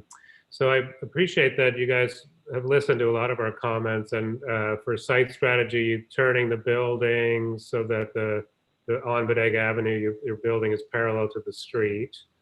Can you talk about also the site strategy at like how specifically how pedestrians access it, how sort of how you feel as you come by this place? If you could talk to that a little bit. So I think that Lauren had produced that graphic earlier showing the rendering, if you will, of the project looking to the northwest, where you can see I'll call it the Robinson Avenue intersection, where the intent is that we'll provide for pretty high density ground growth that would come over the top of any of the retaining wall components along Bodega Avenue. So at that portion of the site, we actually have stairs that have been built into the design. And that would be primarily for those individuals who are ambulatory. At the far west portion of the entry, we have a sidewalk that's been designed to be fully compliant with accessibility provisions. So you have individuals, if they're in a wheelchair, they could get to the bus or get down onto the public sidewalk on the west side. But if they're individuals that are just going to walk to the high school or walk downtown, they'd be able to walk down the steps. And that was our main consideration. Correct. So Lauren's showing that right now. And I think that's a pretty good view of how we would anticipate the structure to be integrated into the overall landscape of that portion of Bodega. And keep in mind, this is a rendering. So it's meant to be a representation of what we believe the final product will be, but we haven't made final selections on landscape, materials, etc. We've just provided schematic proposed plantings. That's great. Thank you very much. No further questions. Thanks, Lars. Carrie, any questions? You're muted. I think I'm okay. I'm gonna go ahead and turn this over. Thanks. Okay. I have a couple questions.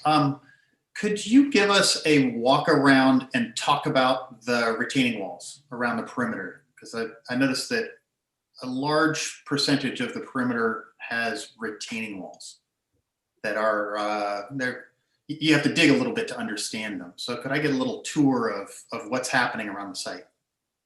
Okay, let's see, could I have or Lauren, do you want me to show the current E11? I was just going to offer, I have the actual fly through if you want to use that. Sure, yeah, actually the fly through would probably be more illustrative than me just kind of going on the A11 site plan, because we have a couple different types of, well, Lauren's loading up the graphic video. We have a couple different types of retaining walls where some are concrete masonry, or some might be cast in place concrete, but we also might have additional areas where we would do soldier piling and wood bat boards to actually provide for that level. So this actually, the animation kind of gives you an idea of going into the site where we would have some of the minor retaining walls, like for example on the left hand side adjacent to a landscape planter.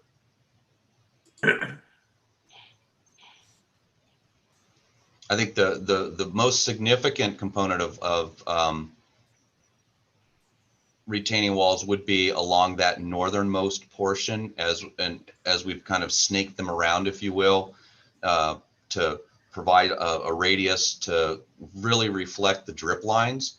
And so all of the components that we used for that portion of the site were specifically coordinated with Dennis Dalby to ensure that the retaining walls are consistent with the protection of those species of not just landscape on our property, but also most particularly and importantly those off on the north and the east portion that are on adjacent landowners' property.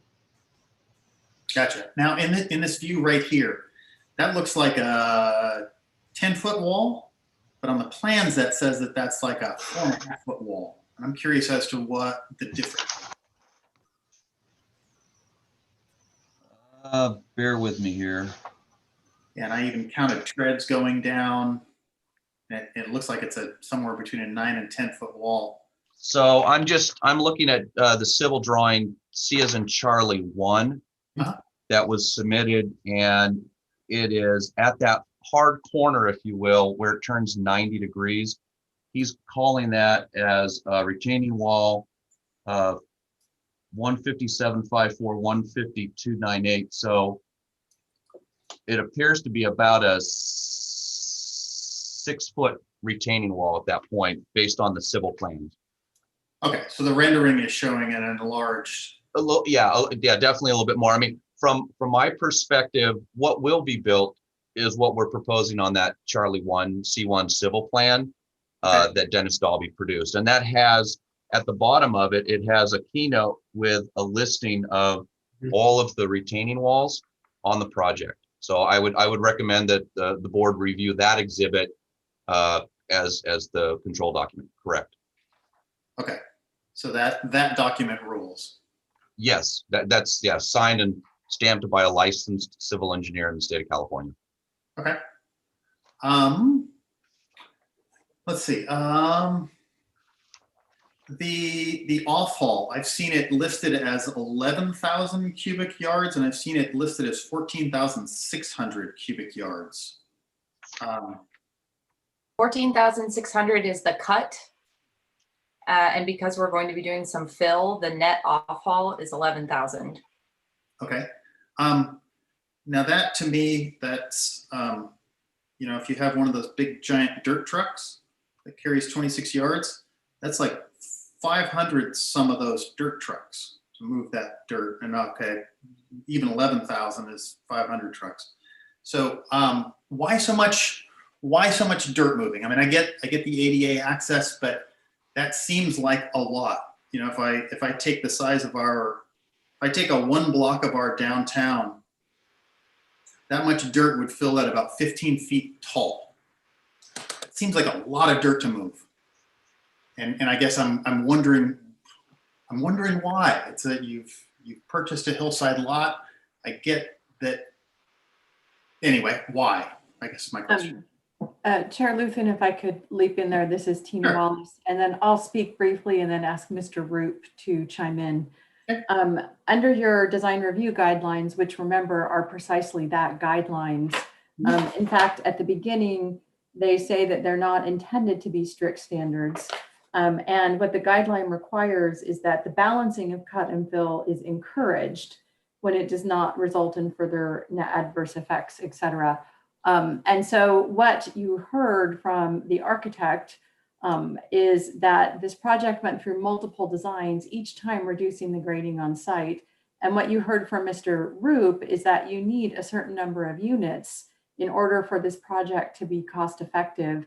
And we're now at that density where the project is cost effective, and we can't have a further reduced density. And Mr. Roop, I'll defer to you to explain, just touch on the economics of that. Yeah. No, sure. And those economics are right. And we can't reduce density any further. And just because of the limited, the land cost we pay for a fixed site, we're paying for all the land, but the fewer units we do, the more our land costs per unit are, right? That's one example. But in answer to your question specifically, I think if you take Bodega and you say that's a fixed point of access, right? You've got to get people to Bodega, in a wheelchair, let's say, for example. The meaning of that is that in order to do that, the site can only slope so much upward.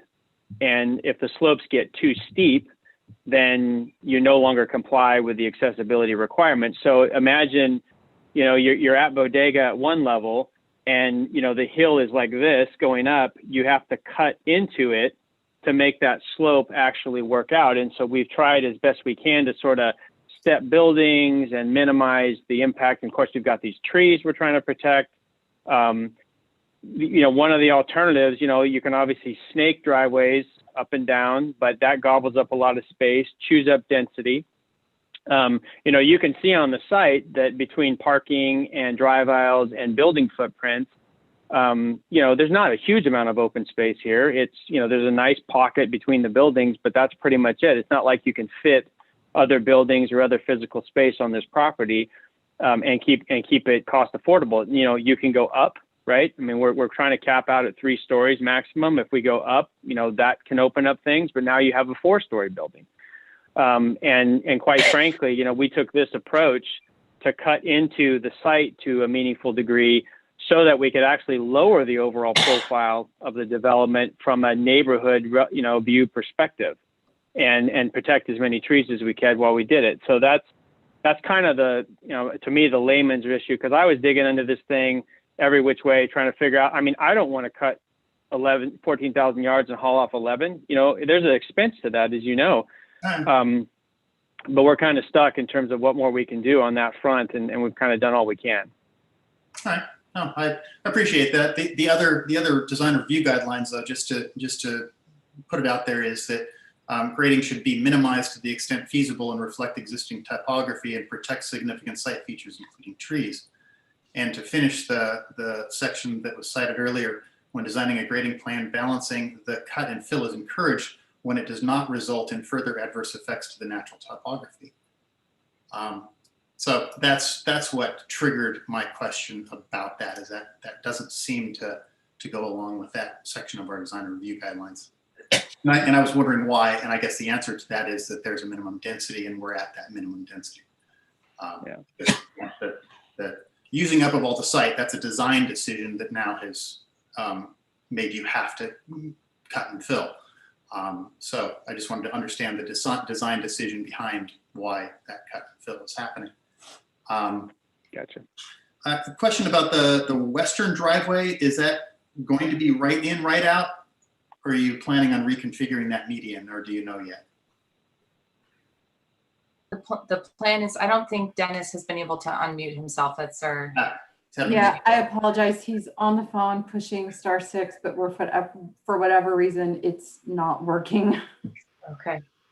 If the chair would like, I can call him on my cell phone and see if we can do kind of a three-way conversation. But this is our world of technology today. Well, welcome to the modern world.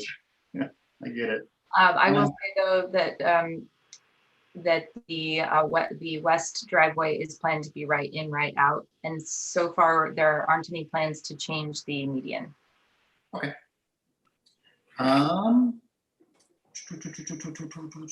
Parking overhangs. Oh, there was a question earlier about sidewalk level. Is the sidewalk planned to be down at curb level, or is it planned to be kind of a split level like it is now? Right now, it's kind of up the bank. The sidewalk will be 6 inches above the asphalt parking area. Kind of typical. Correct. Yeah, it'll be curb and gutter. As part of the evaluation that we made for Caleb to try to determine how we could reduce grading, we looked at the possibility of splitting the sidewalk away from the parking stalls. And besides the inherent liability of people trying to step over landscape features to get to a sidewalk, we realized that there was no practical way that we could divorce the sidewalk from the parking area in any effective manner that would consistently reduce grading requirements, or that would allow for a smooth transition into the entryways into the units. So we looked at it and we made the determination that it was not feasible and that it would probably cause more long-term issues than it was worth pursuing. Great, thank you. And I think Lars mentioned it earlier. Hang on one second, Gregory. Lars mentioned it earlier, and I'd like to echo this as well, is that I think from a site planning standpoint, I think I appreciate that a lot of the input was listened to, that there's been some moving back from some of the neighboring trees and things like that. I would like to hear from the arborist about the city's arborist about the potential impact on those trees. But I do appreciate the work that's been done on this version of the site plan. Thank you. Hi, Gregory. Thanks, Ted. Yeah, I guess on similar lines of questioning, I'm just really curious, and I actually just can't recall if this was brought up in December, but you know, this lot seems challenging for what your business model is and what you're wanting to accomplish. And I think challenging might be an understatement. I just would really like to hear from architect, from if Caleb has a comment, from Lauren. I don't know who's the right one or all of the above to answer, but I'm aware of a lot of flat lots that are currently listed for sale. And I'm just really curious, what is it about this lot that is the fit for you guys? Well, I can answer that to the degree that I had to come off video for a minute, but you know, like anything, right? Is it available for sale? You know, that's all. You know, what's the price? right? Sure. What's the zoning, right? All the iterations you go through. What's the utilities? What's the process to get it approved? These are all things that we consider in every occasion. And, you know, quite frankly, we're always looking for sites that don't have these kinds of challenges. You know, we don't want to build projects if we can help it in adverse situations for us economically. We want to try to find the flattest sites we can. But as you look around the community, you know, the sites need to be of a certain size. We took a run at a couple other sites, I know, and you know, they weren't available, or, you know, one site was, but the other one wasn't. And so, you know, all those factors kind of come together to make you end up where you do. And then you try to say, well, I've got this site, so how do I make this one work? What do I have to do? And a lot of times the answer is financing sources. You know, that you got to go get more financing sources. But, you know, we do recognize fully that this site has its challenges. I mean, I'll be the first to tell you, I've been on this thing for a while now. Yeah. But, you know, it is what it is, and we're doing the best we can with it. All right. Any other questions of our applicant? Well, I'd like to actually just kind of follow up. I'm not entirely sure. You know, I understand that there are, you know, you've tried a couple other places, but I guess, you know, is there a specific formula that is within Sebastopol City proper that is necessary, or is it Sonoma County? Because that's just kind of what I'm trying to understand. Because you're right, if you're looking into just Sebastopol proper, it is very limited with what the options are. But I can think of a lot of other locations. So I guess I'm just kind of curious I guess I'm still a little confused, and I don't know if it's from an architect, you know, from the architect or from anybody else. No, that's actually okay, Greg. I mean, I totally get what you're saying. We were looking for Sebastopol specifically. Okay. And why we were doing that is because Sebastopol is considered a rural area for the financing sources that we typically use. To your point, we have a 10-acre site in Rohnert Park that's perfectly flat that is just finishing up on 218 units. We have another 5-acre site in Santa Rosa that's 96 units that we are under construction on right now. But we were specifically looking for a property in Sebastopol within the city limits because of its rural status, which allowed us to get some special financing from the federal government that actually is providing the money to allow us to do the LEED certification and all the net zero energy production and all that. So that's the nuances behind the scene that you wouldn't see, but that's the specific answer to your question. We were looking for Sebastopol. Okay. Thank you. Appreciate it. Yeah, you're welcome. I have a request to make. Yeah, go ahead, Ron. Yeah, I spent a couple hours last week on the property, mainly walking around and also talking to the neighbors most infected by this with the retaining wall in the back. So my request is that I noticed the survey stakes, but they're very confusing up there. Is there a possibility that your survey crew could come back and at least maybe put out chalk lines or something that would mark where the retaining wall is actually going to be?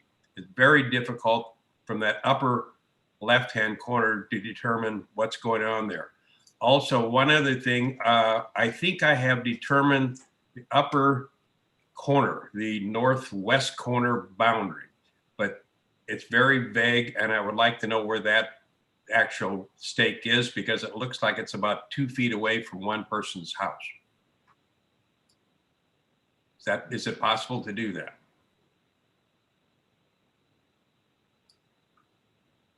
I mean, I can speak to that. I mean, we're happy to, if there's a specific area that you'd like us to look at, I mean, I will be willing to have our surveyor stake something so that that particular area, you know, we obviously don't want to go stake the whole site because that's expensive, No, but if there's a upper boundary there, up in the corner up there, mainly where the oak trees are and around there, it's very vague and almost impossible to figure it out. It would be good for the neighbors to know that as well as us. Got it. So Lauren, if you can arrange for that and we could accommodate that request. Thank you. Thanks. Yeah, you're welcome. And Ted, I do have one request. Our traffic engineer needs to leave if that's okay. So if there are any further questions, he'll be available as needed to answer questions from the public in the future, but he's asking if it's okay for him to leave at this point. Thanks. So any board members have any last minute questions of the traffic engineer? Seeing none? Steve? Okay, and just note that we'll record any questions or comments from the public for him. Thank you, Steve. Okay. Seeing no other comments from the board, why don't we're going to move into public comment. Why don't we take a 5-minute break and then reconvene at 6:06, if that's okay? Sounds good. All right. Be back in 5.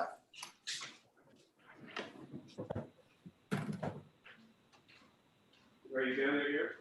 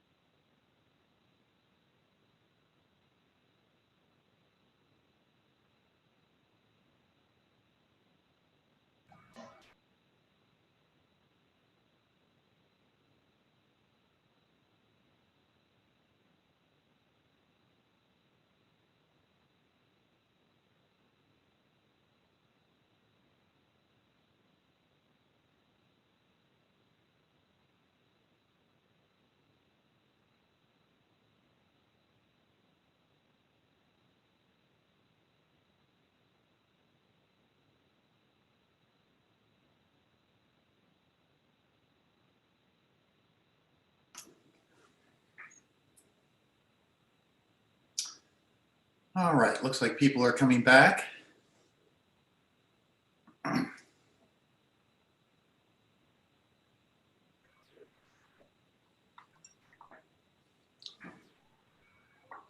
There's Gregory.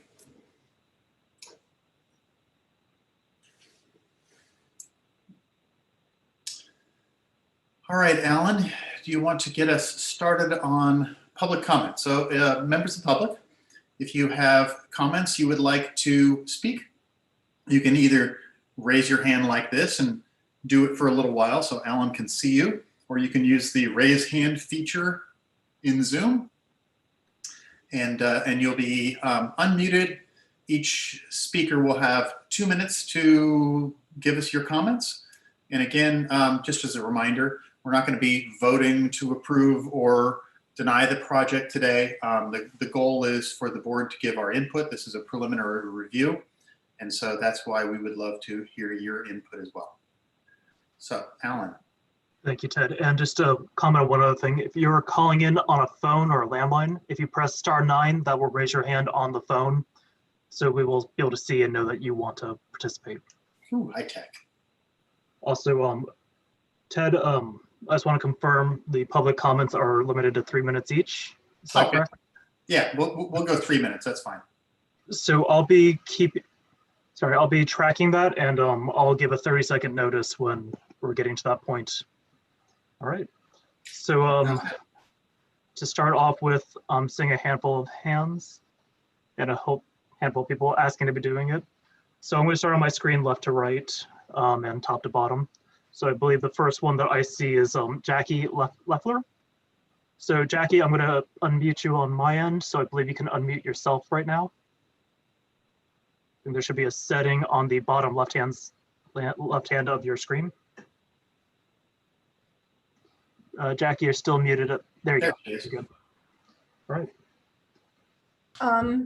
I sent in sent an email in today, so I don't know if people got that. Mostly talking about density. Who did I send it to? You probably would have sent it to me, but it's not, doesn't sound familiar. So I did receive a question about, were you the one who asked the question about reduction and density? Yes, that was one of them. That I was looking at these, we're talking about two properties that if you book that are two properties, 7720 and what is the next one? 720. Next door, it's Pine Trees, the one with the driveway. So we collectively have about the same acreage, and I was working acreage because that's all I could do with the information I had. So on our two properties, we have a total of 43 units. So it's about the same size property. So that's, what we're talking about for the new project that would be twice as much, twice the density that we have. And from what I'm hearing the companies say is that they're just really trying to fit a shoe that doesn't fit them. It doesn't fit us very well either. We'd be looking into their covered parking. Part of the units, 9 or 10 of the units would be. And they're looking at covered parking that is 13 feet high, by the time you get the slope of the roof. So I'm not sure about, I think that we may have a couple of people that live on that, in that row of houses. So I'd like to hear from them. I don't know how many of them have noticed that. But I don't find it a good fit. If they're having two out lanes at the east end of the property, and we have both an in and an out lane there, we're going to run into each other all the time. Right now, we and the property next door, which only has one house on it, use the same driveway. So I'm not sure how that would fit either. The other thing is, it looks like they would have maybe maybe a 4-foot sidewalk going across the front of the building where the retaining wall is. And nobody in a wheelchair can do that. Also, at what point are we going to widen Bodega Avenue so that it works for all of us? Because right now, some of the places, if you walk downtown on Bodega Avenue, you're walking on something that's 3 feet in some places, and it's not safe. I never walk that way. I do the raised walkway, go to Nelson, and then go into town. So those are my complaints and also my questions. I did ask someone in the office if this property is sold, and I understand that they have, it's on contingency. They've made a deposit on the property, but it's a contingency again. They haven't really finalized the sale. Yeah. Sorry, that's the time limit. Okay, that's it. All right, thank you. Yeah. All right, Alan, who's next? So next I have Renee. So Renee, I've just selected to unmute you, and I think you have to do it on your screen now. All right. There we go.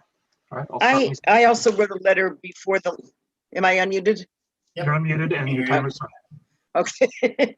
I wrote a letter before the last meeting, and it still stands. I resent it, I thought, to everyone, but I'm not sure. I don't have everyone on my list, but anyway, I'm very concerned about the retaining wall because I live at the very top of the hill, at the very end of that property, adjacent to Washington Avenue, the very back of Bears Meadow. And that retaining wall would be degrading the hill, the natural hill, that would then degrade the foundation of this building that there are 10 units in.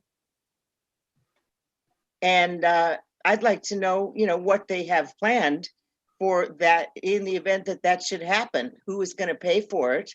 Are they going to have a trust fund set up to pay for that in advance, like an oil company would have to do if they were leaving oil in the ground?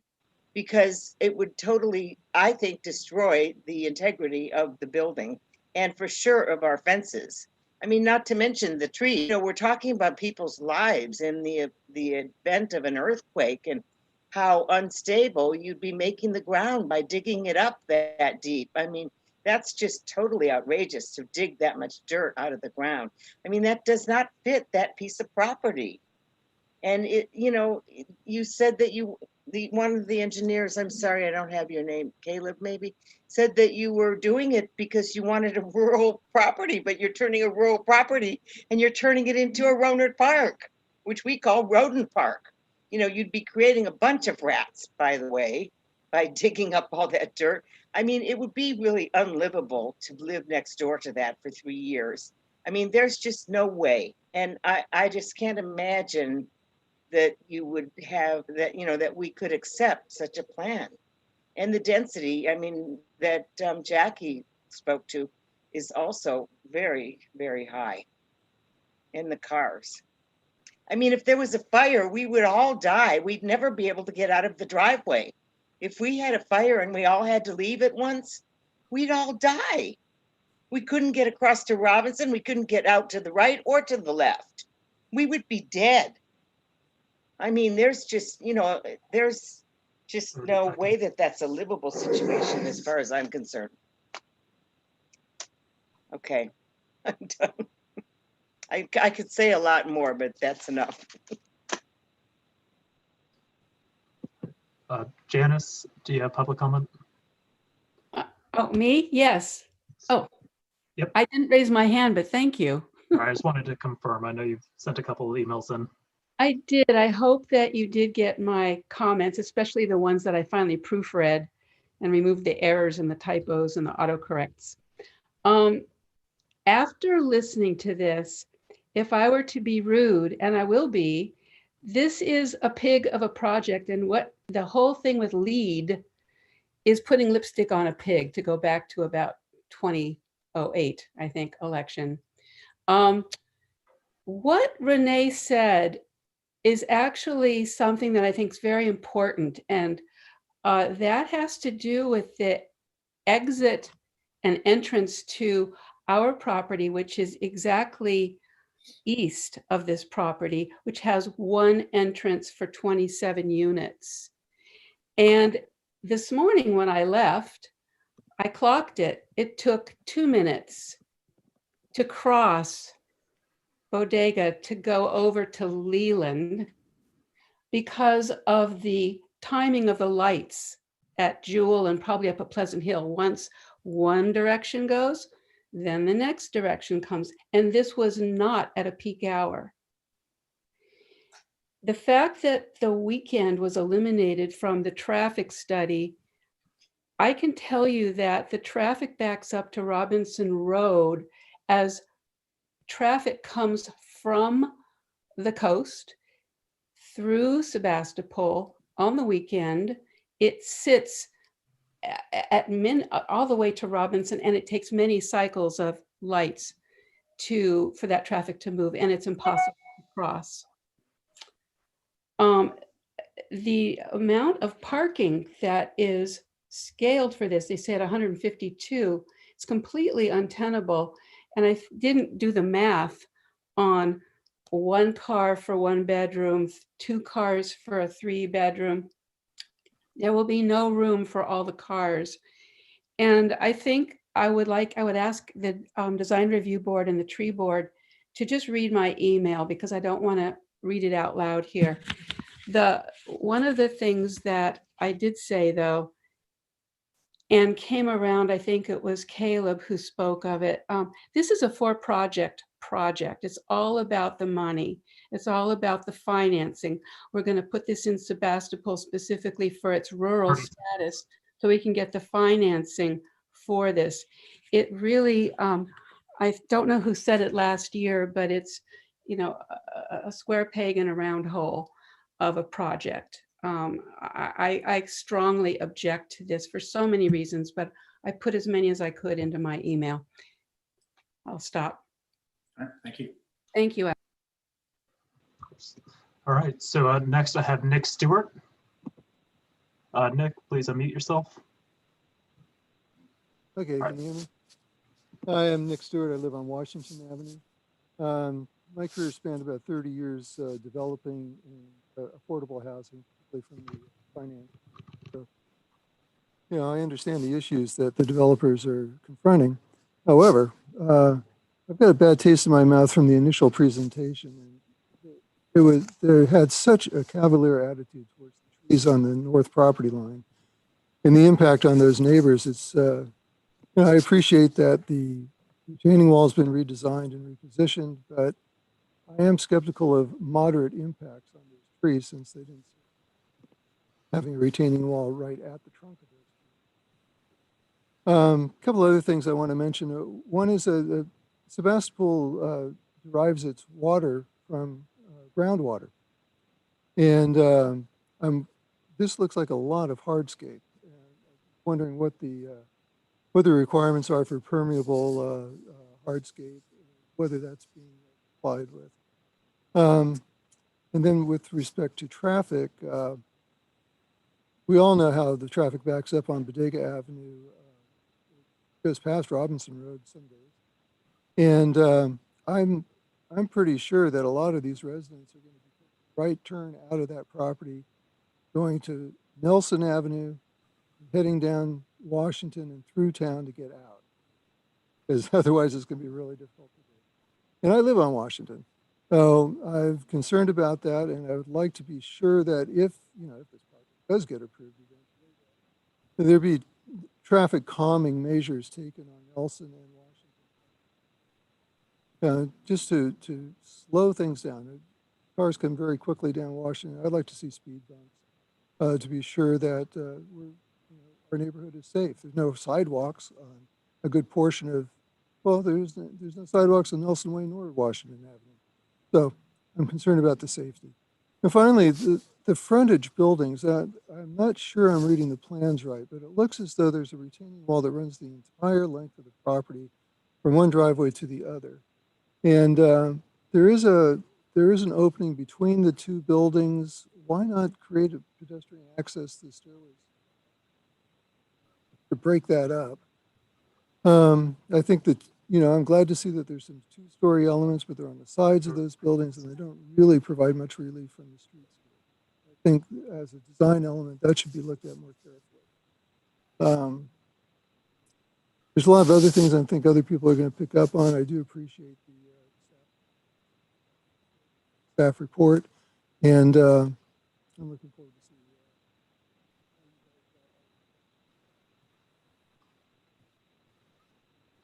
All right. Thank you, Nick. Thank you, Nick. So next I have Kyle Fabo, and sorry if I pronounced your name wrong earlier. All right. Okay, Kyle? Yep. You're on. This project seeks to increase the population of Sebastopol by 3%. That's how much growth we've seen in the last 10 years. 84 units is on the upper end of our city's limits for approved high density.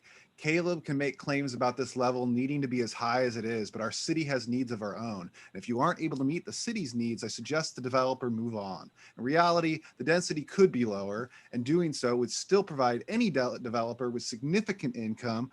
If not this one, then another developer will meet our city's needs. I appreciate the honesty about being able to access rural funding. It's just unfortunate the developer doesn't choose to develop the property recognizing our rural values and needs. The purpose of this level of density at such an early phase in Sebastopol's transition to high density residential on the recent general plan update is too much too soon. Sebastopol's general plan update was quite ambitious as its goal of increasing the availability of high density, low income residential. Unfortunately, the city does not have the ability to maintain its current infrastructure as it is. Recent discussions regarding Sebastopol roads notes that 1/3 of Sebastopol streets are rated as very poor. Until the city can be fiscally planned for the regular maintenance and slow upgrade of infrastructure to accommodate high density residential in this neighborhood, a development of this magnitude is unacceptable. The development as currently proposed is drastically uncharacteristic of the neighborhood's charm, the agricultural history, and the community values of being pedestrian centric.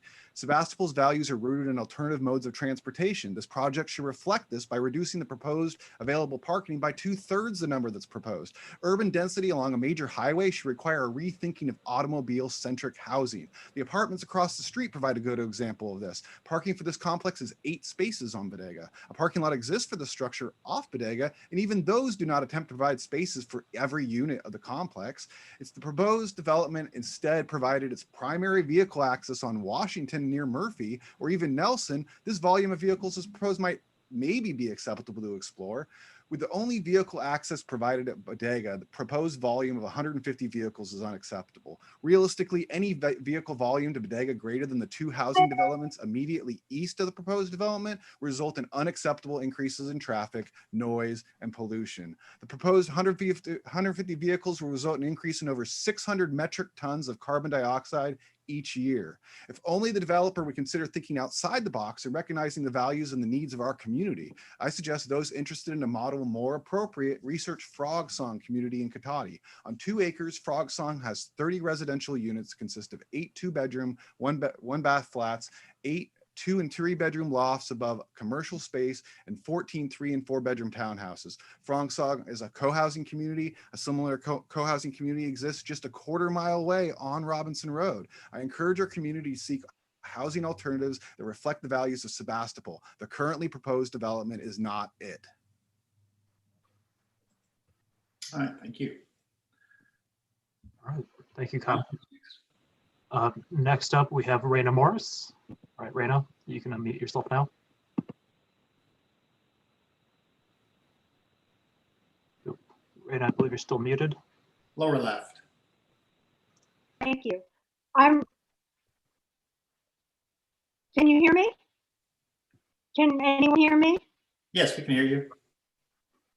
Can anyone hear me? Yes, we can hear you. Yes. You're a little bit spotty, but we can hear you. I'm not hearing you very well. Can you hear me? You can? Yes. Yep. I'm going to try to just speak. I can't really hear what's wrong with the transmission, but if you can hear me, I just want to speak up as the person who is 2 feet away, whose property line is about 2 feet away from where they propose the retaining wall in the northwest corner. it is going to significantly impact my property, not just because it's so close, not because the retaining walls are so hideous, but because of the thick oaks that are in that corner and the lovely downslope. I really fear for that. I think also the Nelson Way perimeter of my property is going to be extremely impacted by a lot of traffic. As they come down that driveway and try to go to downtown, they're going to be turning right on Nelson Way. And so I feel like, you know, because this $4 billion company wants to maximize their, and they want to aggregate even more profits, they are really putting a burden on the neighboring properties, and me in particular, I think I'm going to be acutely impacted. That's pretty much it. All right, thank you. Thank you, Rana. Thank you. Sorry. Sorry, I'll get to you guys, Marcia. Next, I have Colin user 1. So I'm unmuting you now. If you're getting this message, please hit *6 to unmute yourself.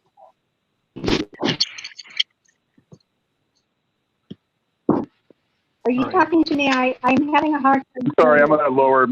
Can you hear me? Yep, we can hear you. Okay, I'm just gonna lower my audio on the computer. I live next to Kyle on Bodega. I've been here since 1992, and a full-time Sonoma County, born and raised. Couple of items that come to mind about home value. Number one, we've seen an appreciation in home value recently. And is there any part of the study that increases the home value by putting an 84-unit complex just down the street? I'd be curious to find that out. Traffic is terrible now.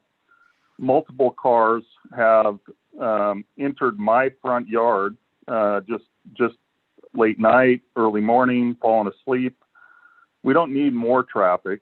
I just want to comment that the noise pollution alone on the weekends and how that didn't get populated in a traffic study is just amazing to me. Somebody needs to revisit who we're hiring for traffic studies. And I don't mean that in a bad way. I mean, it's just plain and simple inaccurate. So I want to voice my opinion about that. The beating of music and loud music and sometimes honking, in addition to the cars backing up. The only time when COVID outbroke in early March is the only time that the traffic on Bodega has been reasonable. And it was only that way for about a month or two. And now it's picked up to, significant volumes again. The ingress and the egress on Robinson Road, just a year ago, we were all in a mandatory evacuation. And someone that would have gone towards Santa Rosa on Bodega would not have gotten out for 3 hours. I, having been a longtime resident, did not do that. I went out and went west, all the way west past Pleasant Hill, and took back roads and got out of the county in about an hour. So if that means that I have to turn left and enter more traffic to get west, because I can't go towards town at any time during traffic volume, I go down Robinson right now and back on Leland to get out of town when I want to go south during high traffic currently. The other thing is the center turn lane. People, want to be bike friendly, but I have a trailer that I need to back into my driveway periodically. And that center turn lane is pretty much the only way I enter my driveway when I'm headed westbound. I have to make a left-hand turn into my driveway, which is on a busy corner. The roads are in terrible repair. I've actually filed complaints. They came out and the city put a patch in them. And I know everybody wants grants, but we're going to increase the terrible road loading that is already seeping soil out of the base of the asphalt during the winter because the potholes get so severe. I know that there was some other topics here that I'd like to talk about, but I don't know where I'm on my time. The reduction, here's a good one. The reduction in parking spaces and the affordable housing where people are going to access public transit. The only public transit is down by the post office currently. How is someone they're going to expected to get all these low income folks that don't have cars, and they're going to walk down in the middle of the rain? There's no bus stops in front of this area. I don't understand how that's even a solution that's viable. That was something that just didn't make sense when I heard it described. So the bike lane issue, there's a lot. I used to be a cyclist for years, and I'm afraid to ride on the roads. I'm an advocate for bike lanes, but Bodega Highway is not a good place for bike lanes in this county. So anyway, I think I hit my time limit. There's probably more I could talk about. Water use, obviously. Thank you. All right, so next we have the phone number 415-573-02890. All right, selected, you said you cannot be unmuted, so please press *6 to unmute yourself.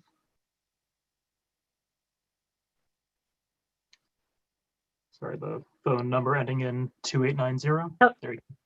Yes, it's me. Hello, can you hear me? We can. Yeah. Okay. My main concern is about the evacuation issue. Now that the new normal of fires, Sebastopol has had the one evacuation, and the gentleman that just addressed it is correct.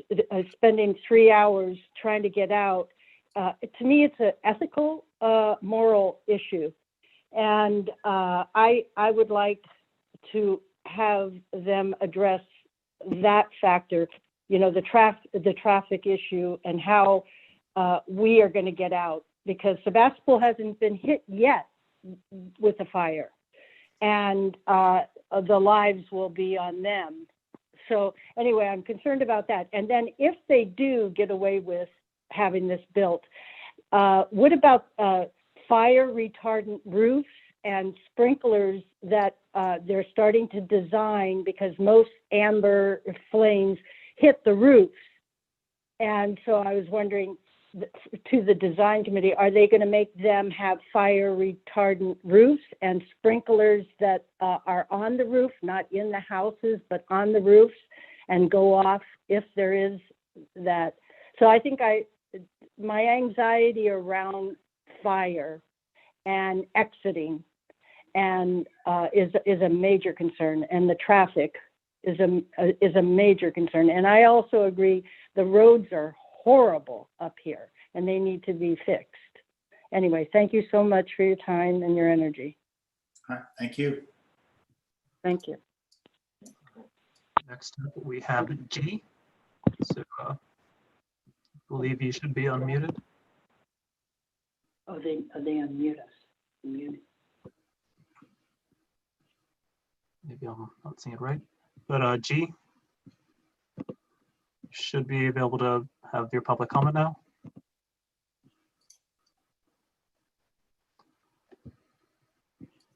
G, we can try coming back to you in a couple minutes if you're not with us at this moment. I'm going to put you back on mute. Sorry about that. If I could find mute. All right, so next we have a phone number ending in 2100. Should be unmuted. In just a second, sorry about that. All right, so the phone number ending in 2100, please press *6 to unmute yourself. All right, should be good. Hi. Yeah, I have a couple questions and a couple concerns. Obviously, the evacuation and the fires are a major concern, as everyone's already made comment about it. It took people between 3 and 4 hours to get out of town. And to increase by an additional 152 cars is a extreme concern for the safety of the people in our town. My other question and concern had to do with a traffic study during a pandemic, when a lot of businesses were actually closed, a lot of people were not working, and kids were not in school. So I am concerned about the traffic study being accurate once the pandemic passes and we go back to normal traffic. And I don't understand why the traffic study was done during that time, other than they're trying to push this project through. But it is a concern that the traffic study is not an accurate account of the current volume And the fact that you're turning right and sending a bunch of traffic back through Washington Avenue in a school district is another major concern for me. The other concern I had and the question I had was the actual visuals that they provided of the Napa development shows landscaping completely different than their rendering, which looks like there is just tons of landscaping and development of the trees and landscaping, but it doesn't really match some of their actual projects. So I'm concerned that these renderings are trying to indicate that it will look a certain way, and that is not actually going to be the true look and feel of the actual project. And my other concern is the density also. If we have surrounding projects where the density is about 15 units per acre, this one is upwards of 25. I'm concerned about why the density of this particular project is not matching the density of the surrounding projects. And that's all. All right, thank you very much. Sorry, I muted you too soon. So I did have a public comment from Marty Roberts.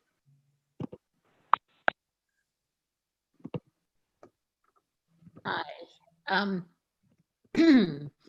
I had a couple small questions. One is that I'm wondering if Leland Avenue was considered at all in the traffic study, because that little country road with no curbs or sidewalks is already used by so many people as a shortcut.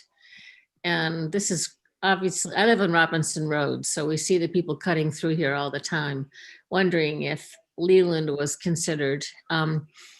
I also was really surprised to hear that the low end of income for affordable housing was $48,000. I doubt if there's many farm workers that make $48,000. So that surprised me.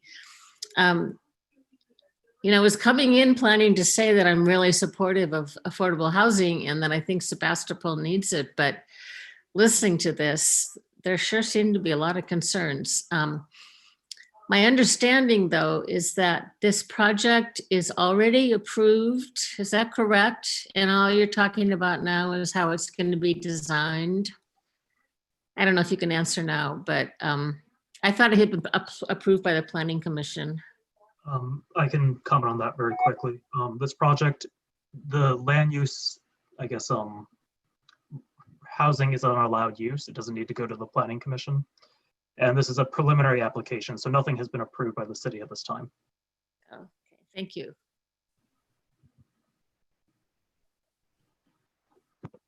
All right, who do we have next, Alan? So next we have, sorry, Marcia Levine. Oh, I'm unmuting you now. Are we unmuted? Thank You're you. Okay. Chuck would like to speak first. Hi, I would like to speak first and then relinquish the remainder of my time to Marcia, if that's possible.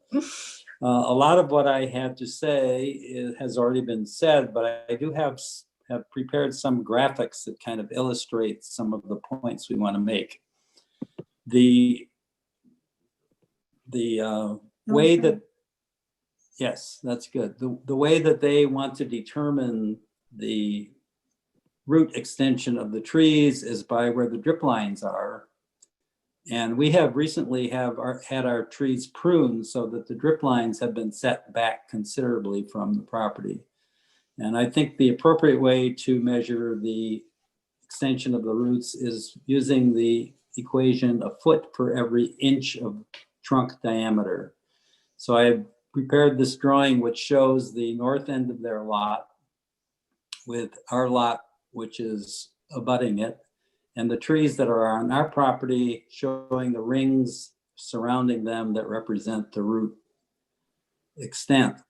And much of that enters beyond their retaining walls, into their driveways, into their parking areas, and so on, so that those roots will be destroyed and ultimately the trees will die. So it's our concern that they do not use the drip line as the designation of where the root impact is, but use the more common formula using the diameter of the trunk. The other area that I'd like to talk about has to do with traffic, and many people have already talked all about that, but I've prepared a drawing that shows basically what I call the residential ring roads around downtown Sebastopol. These are roads that everybody currently is taking, and the people that leave a proposed Woodmark development that can only turn right out of their driveway would go down Nelson, go down Washington, and then disperse through various other ways of getting around the lights in downtown Sebastopol, going by parks, schools, you name it. Basically going through a residential area and turning the residential roads into ring roads around the downtown. So there are issues about that. There's certainly issues during a planned evacuation for a fire. We spent over 3 hours getting from our home to the edge of Sebastopol during the last evacuation. I think fires travel faster than 2 miles in 3 hours. So that's a big concern. Finally, I really don't appreciate the way the property looks as they have it designed from the Bodega Avenue point of view. They have everything on the plane. I think several people have mentioned that why not break it up if we want to give constructive criticism to this. It looks like they've leveled the lot out and then just put everything on a plane and let the land go the way it wished. So let me turn the rest of this over to Marcia, who is going to detail more about the destruction of our trees. Hi, thank you for this. I have a couple of drawings. I think there are disparities in the drawings presented by the developer to the impact in our property trees. Right, great, that's great. This references the first sheet. It shows a 10-foot setback, which is the dotted line, and it has a 9.5-foot retaining wall in the, I guess, left-hand corner, in the upper left corner. The retaining wall cut is actually only 5 feet because they cut into their 10-foot setback. So it kind of appears to me they're taking a concession without acknowledging it. My drawing for the trees number 53 and 54, which are directly behind that retaining wall, if you can show that, Alan, that would be fabulous. Great. You can see that they have a cartoon tree, as do I, but mine is based on the actual size of the trees. As Chuck said, all of our trees, we had pruned back for the health of the trees in 2019. So their overhang is greatly reduced. Those two trees, 53 and 54, are approximately 7 feet from the retaining wall. And so on tree number 53, well, actually both trees, between 45 and 48% of their roots will be destroyed. If we move east on the retaining wall to the next set of heritage trees, these trees are significant. You know, this is a real tree, the real size, based on, these are 50-inch, 45 and 50-inch wide diameter trees that are about 50 feet tall. The additional soil will also have to be taken out to construct that wall. The roots will be cut at 28 feet and 33 feet from these two trees. Approximately 40% of tree number 56 and 35% of tree number 57 will be destroyed. These trees are at the top of our property where the land drops dramatically down towards the house. If they fall, they will not fall up. They will fall down onto our house. Our trees, I said they were pruned. The retaining wall continues and cuts back to 10 feet from the property line. And our neighbor's oak trees, I assume their numbers 58 and 59, Chuck showed in the overhang will have significant roots destroyed. Pacific Rest, I'm sorry, I've hit my time, right? I do want to say one thing. If I can, if you don't mind. They say they can say that there are trees that should be saved. It's crazy. They have 10 Monterey pines, trees number 35 to 43, and 4 eucalyptus. It seems disingenuous to me because they actually should be removed. Their Monterey pines are dropping big branches. They build, if you look at their drawings, multiple examples of housing that is they're on flat properties. They've already said that's what they like. It's what they do. I think this does not work. Our trees will die, and we're happy to have you, the board, come and look at this. We can measure it out. Thank you very much. All right, thank you. The next public comment I have is from Red Wing Kaisar. Sorry if I'm pronouncing it wrong. And you have the ability to unmute yourself now, Red Wing. Right. Thank you. It's Red Wing Kaisar. So I just want to say thank you for all the people who have made comments. It seems clear to me that although affordable housing is absolutely necessary, that this site is absolutely inappropriate for a development this size. For all the reasons people have stated around traffic, around evacuation, around noise pollution, around the fact that the roads aren't even maintained without an extra 200 cars. As someone also said, many people, most of us want to live in a place like Sebastopol because of its quiet rural community nature. And yes, we appreciate the developers admitting that some of their funding came because this was a rural community, but that really doesn't make sense to those of us who live in a rural community. And finally, just to say the contradiction of affordable housing being built to afford developers to make a huge profit doesn't make any sense. Thank you. That's good. All right, thank you. So with that, I would like to do one last call for public comments. If anyone has any public comments, either please raise your hand in your screen, raise your hand via Zoom, or if you're calling in via phone, press *6. And I'm going to look through the screens now. Okay, it looks like I got 3 more.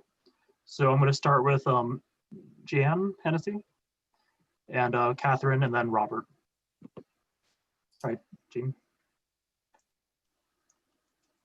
Hi, thank you. So I'm really not clear about the east part of the ingress and egress, whatever it's called.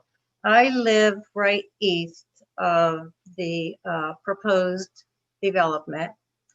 And as you've heard, it's really not fun getting in and out.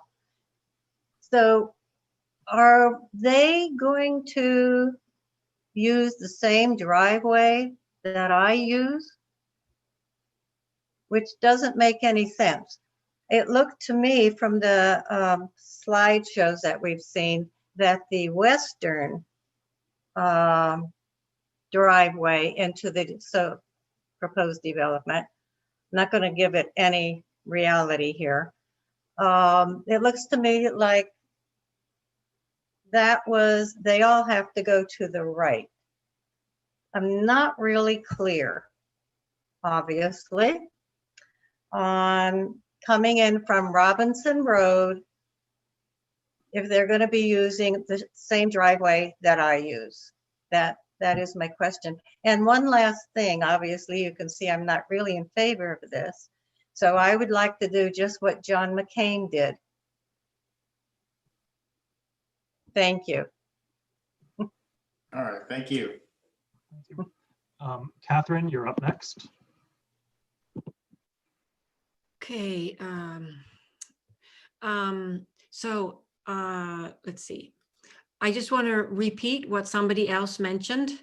that a traffic study done in May of 2020 is the most absurd joke. And if that doesn't get addressed, then this whole thing is a farce. It's so absurd. Just 2 days ago in the Chronicle, there was an article about birdsong in the Bay Area. The Golden Gate Bridge had the traffic level of 1954 when that traffic study was done here in Sebastopol. We're in 2020. We're not in 1954. So if you guys don't have another traffic study done with regular traffic, which you could even argue isn't quite even returned yet, given that restaurants aren't functioning and they were still in lockdown to some degree, then this whole thing is a farce. And that's really serious. If you want to look serious, you need to do studies properly. And the fact that they're thinking that that's an okay thing to do does not look well on them. Next, I want to say that they seem to say that because they've come from such a terrible plan, that it's okay to suggest that 26% of the retaining walls are still higher than 4 feet, which was the recommendation by the city. The 26% is still okay. Wow, woohoo. Should we be excited that they've done that much? And also that there's going to be less impact on the trees. Woohoo. It's still going to be significant. So should we take it just because it's less and that they've done a great job? No, we should not. Also, this is going to be, not quite, but almost twice as dense as any other residential development that I can think of in Sebastopol. So they say, oh, they've done their best. Well, really? It's possible to develop this land without having it be this dense, without having it destroy the topography, without having it destroy the trees. Next, I want to mention also 53 seconds. I want to mention also because of their funding, what they say is to meet the needs of the financing sourcing. Let's be clear. It's because they've only got money for agriculture. So they're going to have 48 units for agricultural workers. The reports that I have read have shown that agricultural workers need access to public transportation, which somebody else has already pointed out is down at the post office. There's not good public transportation here. Also, agricultural workers, being very low income, pack themselves in a much higher density into each 2 and 3 bedroom apartment. They don't have 2 and 3 people in those apartments. They have like 6, 7, 8 in bunk beds. Do you think those people are not going to be having more vehicles than 2 per household for the ones who aren't taking a bus? That's all I'll say. Thank you. Thank you for that. And while I have a minute, I would like to make a quick note. So I believe the traffic counts and the traffic study were conducted in December 17th and December 12th of 2019, just as a note. And I think the applicant could comment on that at a later point if needed.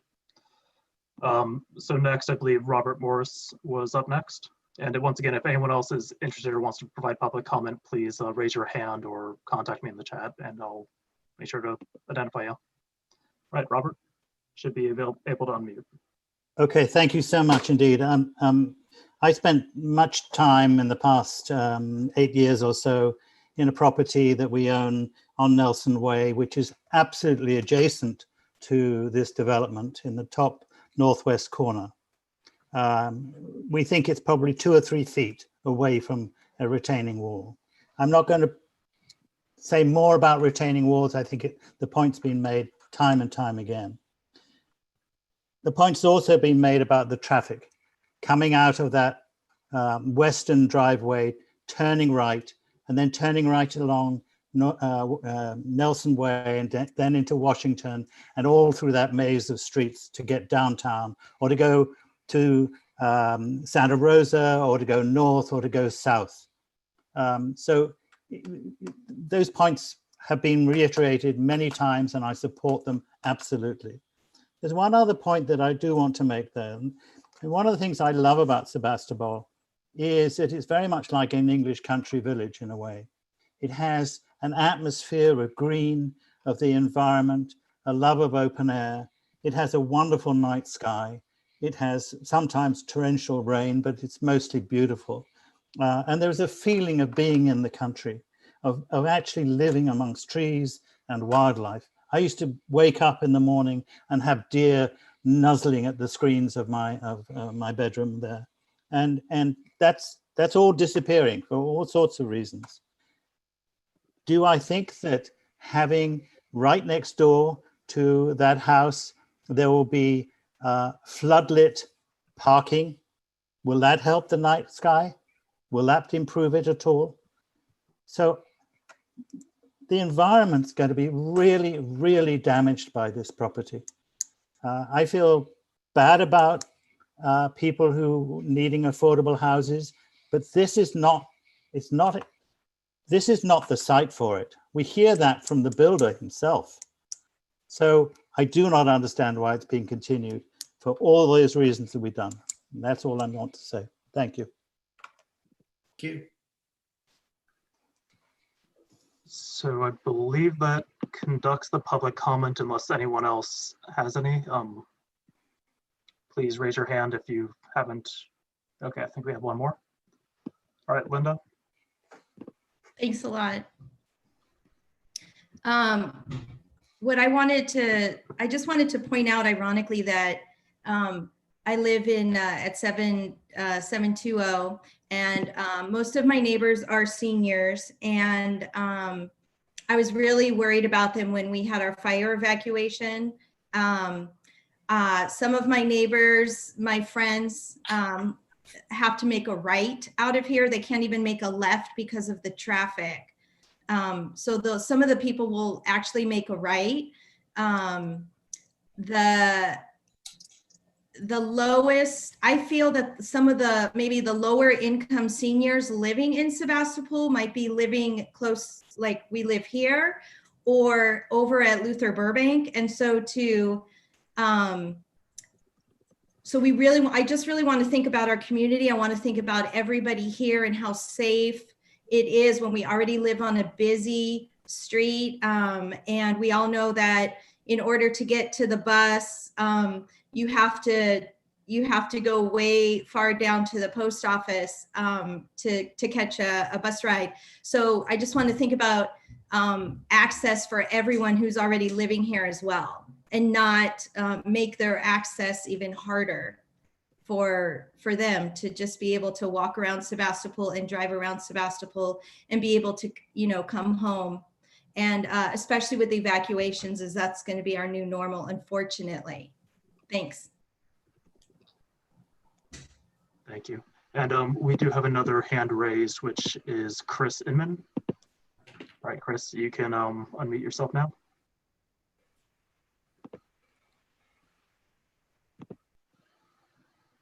Hey, Chris.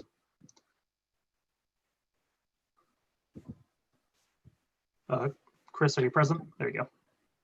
Okay. Thank you. The problem is that there's several problems. One is the nature of the height of this project with 3 stories when most of the places surrounding are single story or 2-story at most. The traffic problem is totally absurd. It means that I live on Nelson and the other small streets around, we already have people cutting down our street because of the bodega backup down on Main Street, and before that at Murphy.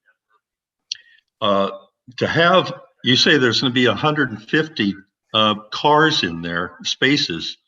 How many trips are those people going to be doing? They're going to be going, they're going to be coming back, they're going to go to the grocery, this, that, and the other thing. It's not just 150. It's probably more like 500 or to 1,000 different trips. And to go down our little streets is just going to be horrible.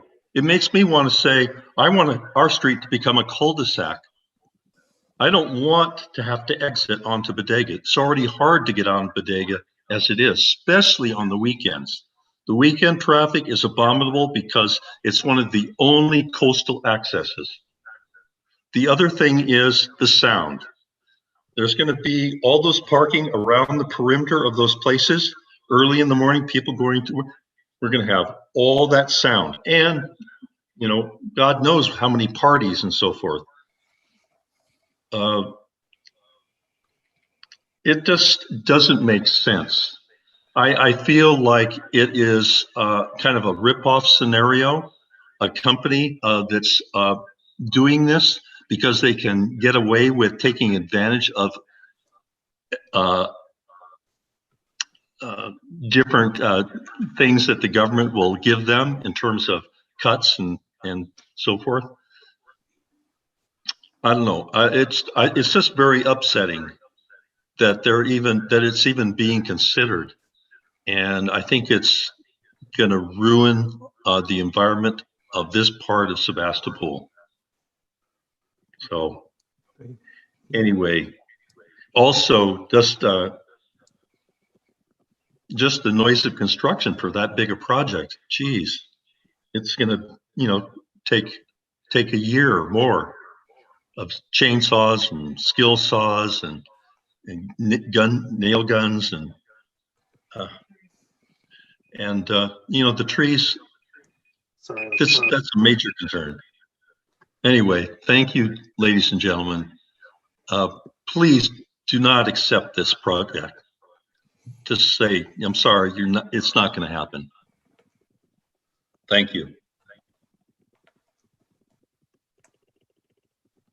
So before we bring it back to the board, are there any other public comments that haven't had an opportunity to speak yet? I don't believe I'm seeing any. So with that, I'll turn it back over to the chair, Ted Luthen. Right. Thank you, everyone, for your thoughts and your input. So bringing it back to the board for our discussion and comments. A couple things I'm thinking. There was an offer to stake the property line a little better so we can have a little better look at where the trees and retaining walls actually go. I think that was Ron's recommendation. I can't watch it. And we also have the city arborist that might be able to give us his input on the viability of trees with the cuts that are being proposed for the retaining walls.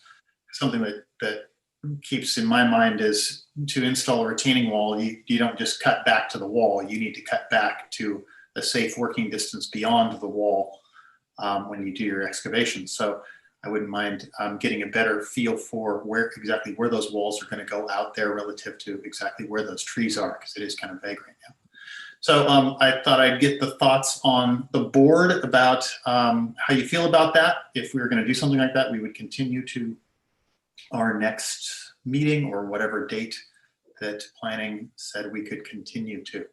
And Carrie, I don't know if you have any thoughts about that as well. I think the next meeting, Alan and I can juggle a couple things and be able to have a discussion at the next meeting. I think that would work. Okay. And we should have the arborist on board by the end of this week or very early next week. So. Yeah. And conversely, if the board feels very strongly that we continue on, I'm happy to continue on. So board members, what are your thoughts? I think we need to unmute real quick. Oh, unmute a few people. Find everyone. A little challenging. All right. Greg, Carrie, is Christine still here? Gregory, yeah, looks like she's in.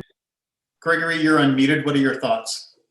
Well, I was actually just going to ask for a little more clarification on the options. Like what was the, and I apologize if this was already discussed, but what was our intent, our goal for today compared to continuing the conversation to another meeting? What's kind of the criteria we're using to make that decision, or what should I be considering?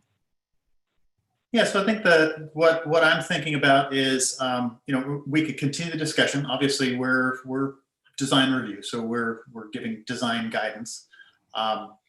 the reason I was thinking about continuance was just to have a little better look at the tree situation and to hear from the arborist that isn't quite on board yet, the city's arborist. Right. And to be able to go out there and go, okay, now I see where this significant tree is and how close the retaining wall is going to be to that, and actually get a kind of a personal feel for it. Because I've walked up there and you see, there's just trees everywhere, and I'm not really clear on exactly where the property line is. Kind of like Ron was saying, it's hard to say exactly where things are out there. Right. So that was my thought, is that might be valuable. Because that back, the northwest corner, I think, is kind of a critical corner. It's where the biggest retaining walls are. It's where the biggest cuts are. It's where the significant tree impact is. I mean, me personally, that's one of my biggest concerns. I think the bodega frontage is something else that is of my concern. Kind of those two areas. I think the bodega frontage I've got a pretty good idea of, and I don't really need extra time for that. But that back corner, I think, could use a little extra attention. Yeah, I mean, so to that end, thank you for that, Ted. I appreciate it. It is, I feel like in order for me to give, I mean, the goal is for the board to give the applicant guidance and feedback. And I feel like more discussion on my end is probably not the best use of our time to do now if we're waiting on additional information. And I agree with what the additional information that you're making as well. So I feel like I don't probably have much to say at this point until we can get the arborist on board and get some more information on that end. Ted, can we set a time to maybe meet as a board out there after the corner and that thing has been marked? So is that kosher for all of us to go out there, let's say maybe 3 o'clock or something before? Not at the same time, no. And unfortunately, we could, if it weren't for COVID, we could certainly schedule as a meeting, a site tour. However, we're limited to 12 people with 6 feet separation in it for, and we just can't accommodate that with the public meeting. I think we've had upwards of 55 people on this particular meeting, and that would be a gathering, gathering that's not allowed. No, I was not talking about 55 people. I was talking about just the people on the board. The board cannot meet as a quorum without it being a public meeting, and that's the issue. Yeah. So you can go individually or you can go in pairs, but you can't go with more than 2 people on the board at any time together. Otherwise, it's a public meeting. Correct. Yeah. I don't like that. Them's the rules, Ron. Sorry. I know. A lot of those trees are tagged, and if I remember right, because I've been on site, and you can sort of, well, it's kind of hard, but I have still the original, the original topo that was given to us, and that helps kind of orient yourself to where you need to be. But if they're willing to tag and flag and stake a couple areas that are pretty prominent, that'd be even more helpful, because I probably spent about 2 hours out on site. Was that last year, and it takes a while to really sort of reorient yourself to what is currently there, for a good tree inventory, which is a pretty extensive list of trees, especially some of the trees that are of significant value. We've seen a good presentation by our clients tonight, and let's just be real here that that these trees are perched, these significant trees are significant landforms that are sitting on a significant piece of property that will be impacted.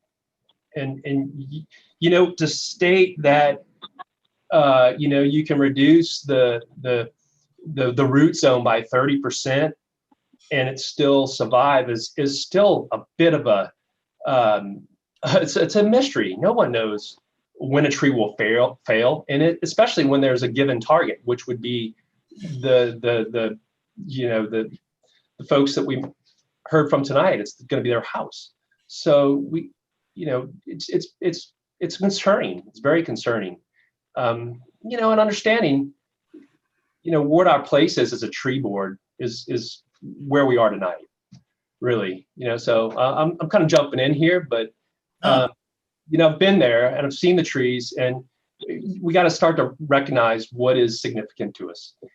And we have to also, as a community, I think, as a public forum here, hearing what we've heard, is important to understand that we're in an urban environment, right? We're not in the rural properties. We're in the city. We're in the city boundaries. We were operated under city conditions. It's not rural property. This is urbanism, and we're all asking for affordable housing, and we're all asking for places for people to live with some affordability. But in a lot of ways, no one wants it in their backyard, which I agree. I don't either. It's a beautiful site. It's gorgeous. And does this footprint really marry site conditions? I think we've seen this before, and we all said no. And do we also still say no? Is it better? Yeah, it's better, but is it still relative to the site conditions? I know they're in applicants are in a hard place here. They're zoned for via planning.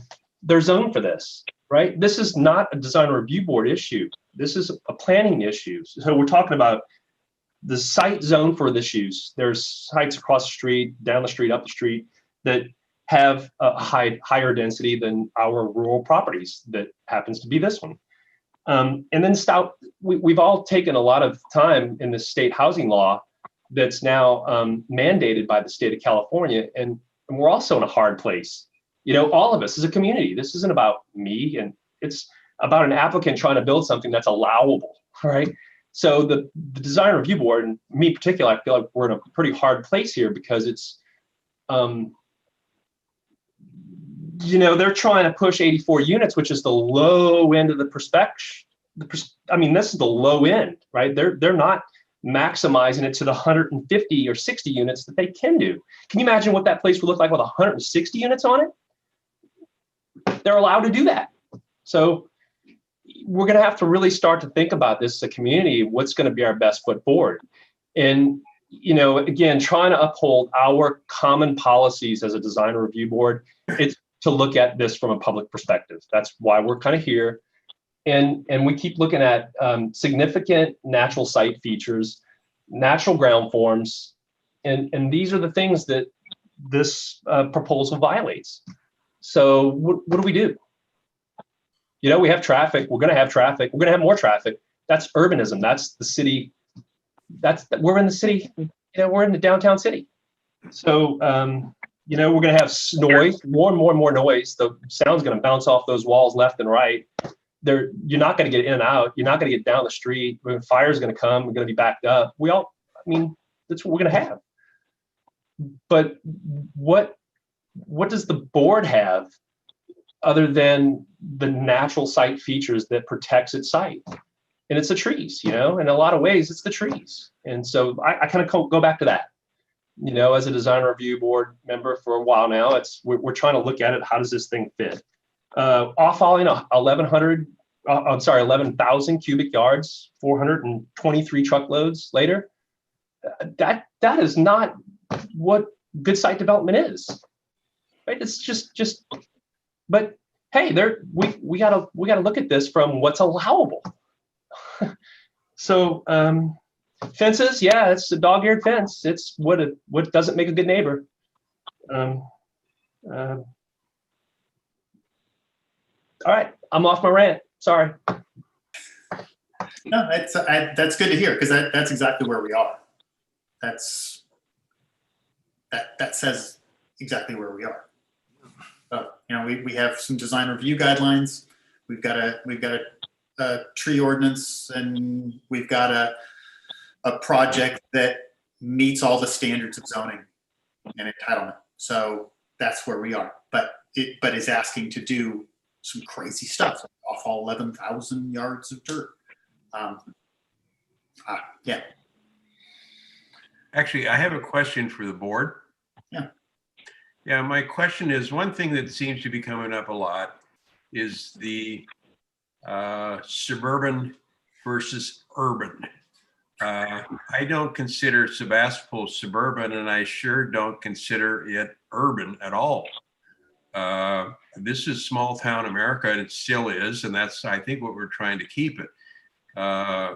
So I don't understand those two terms. I don't think either one of those terms fit the town. So what are we going to call this?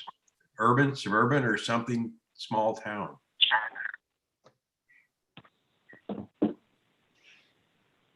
I'd like to jump in, please. Can you hear me? Yeah. Christine, yeah. Yeah, okay, yeah, okay. So I think we have, the issue, I really appreciate what Carrie said, but I think that we have more that we can say about this project. And I'm just going to start with the design standards here. So the design is compatible with neighborhood and with general visual characteristics of Sebastopol. I'm going to say absolutely no. This project is much, much, much larger than anything else in Sebastopol. It's not compatible with the neighborhood. And, we're talking about, they're coming out here and saying, oh, it's the bungalow style and it's this and that. Come on. This project exists in so many locations. In fact, my son in Oregon lives in this project. Even the floor plans are the same. And they take these standardized, things and they try to tell us they're bungalow and compatible with Sebastopol. No, they're not. It's just a big box. It's the, strip mallization of Sebastopol. That's not our town. That's not the character of our town. These big box standard boilerplate construction things, while I understand why they would do it because of the cost of construction, that is not in the character of our town. And so for number one on our design standards, it's a no. Then we get design provides appropriate transitions and relationships to adjacent properties. I mean, how can you even imagine that that's true with these retaining walls up against these trees and 9-foot retaining walls? And the one gentleman walks 2 feet away from his house and there's a retaining wall. That's not an appropriate transition. That's not even close. I mean, I can't even imagine that you would think that. So, we've got those two things right there besides the trees that, we can argue the point on. Besides the traffic, and I think we're involved with the traffic, and we can say that they're allowed to do it. What I'm saying is there's got to be some reason, inappropriateness. I mean, it's obvious what this is. This is an attempt to take, funded monies for low-income housing and use all the capacities, and I appreciate this, as a business model to bring it into Sebastopol. And we're going to be bringing in, these are not people that live in Sebastopol that are going to live here. These are more people coming in and put this thing in here from an economic point of view. And I appreciate that. But what I'm saying is I think we've heard enough from the city that says this is not what we want. I haven't heard a yes. And I think we have standards that we can use in our own design standards, besides the whole big issue with the tree. The tree issue is huge. And I think we need to continue this for the reasons we've stated above. And thirdly, we did not get to unmute the civil engineer on the project. So we couldn't ask questions about the retaining walls, how the retaining walls are going to be constructed. You don't just like make a vertical cut and put in a retaining wall. You have to lay back to get drainage in. You've got these steel columns that are coming in. They're going to have to be vertically dropped down into holes that are going to be at least as deep as the height of the hole, of the retaining wall, which means they're going to be up in the canopy of the tree, somehow drop those things down. These are all practical realities.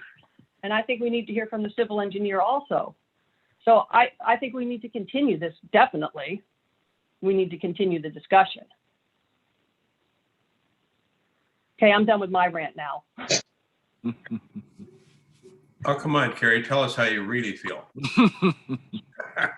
It's Christine. Carrie had his. Now it's Christine.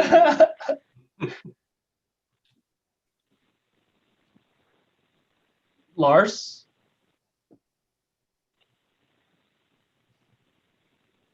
We chased him off. Yeah, but looking at it from a design perspective, and I'm not here to redesign anything, but it seems a little clunky in specifically the northwest corner. I think if there were some jockeying around in regards to I'm trying to provide some feedback as a designer and on the board. So, we're looking at 152 stalls. There were 151, 162 are there. And, I don't even know if phase 2 building even orients itself more orthogonal to Bodega, but it takes that footprint and drops it down another foot or 2 or 3, and you lose all the parking stalls along that back northeast or northwest corner. Where those go, I don't know, but it just seems like the phase 2 rear building really orients itself to that rear property line, which becomes a real pinch point in that northwest corner that then creates the encroachment on a lot of these root zones, which will be impacted. And there's some give and take there. I mean, maybe as the design team can, rustle up some new inventive ways of figuring out the grading challenges, but ADA's got these guys pinched between point A and point B. I don't think they're going to be able to hit any new finished floor elevations that are going to be dramatically different to disallow 11,000 cubic yards to go away. Other than that, I mean, the lot coverage is still 20%. And I asked about that earlier. It's allowed 40. Quite amazing. It didn't look like it based on the density, but it is, and it's there. So I think there's a 3% pure grade along Bodega Ave, which 5 would be the max allow for an ADA compliance on that sidewalk. That was based on my scale and calculations. So that kind of does work. Is it a comfortable place to walk? I don't think so. As a pedestrian using that, I don't that's it. So I tried to organize my thoughts. I'm sorry if they're not there, but.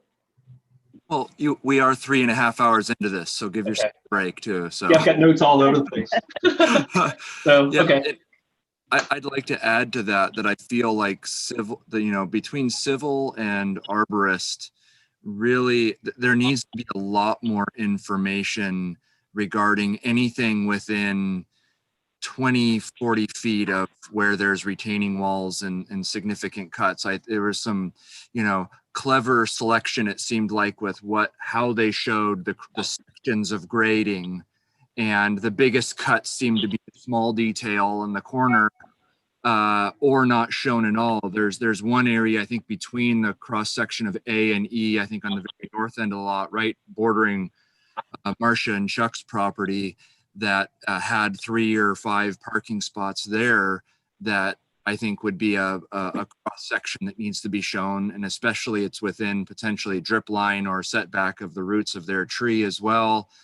And then also the northwest end of this property that is everybody's talking about close to that structure there. And to Christine's point, I mean, I think the logistics of how a retaining wall would actually get constructed, not just the end result, but the process that would have to go through to get there, could be significantly beyond the lines that are, the finished result.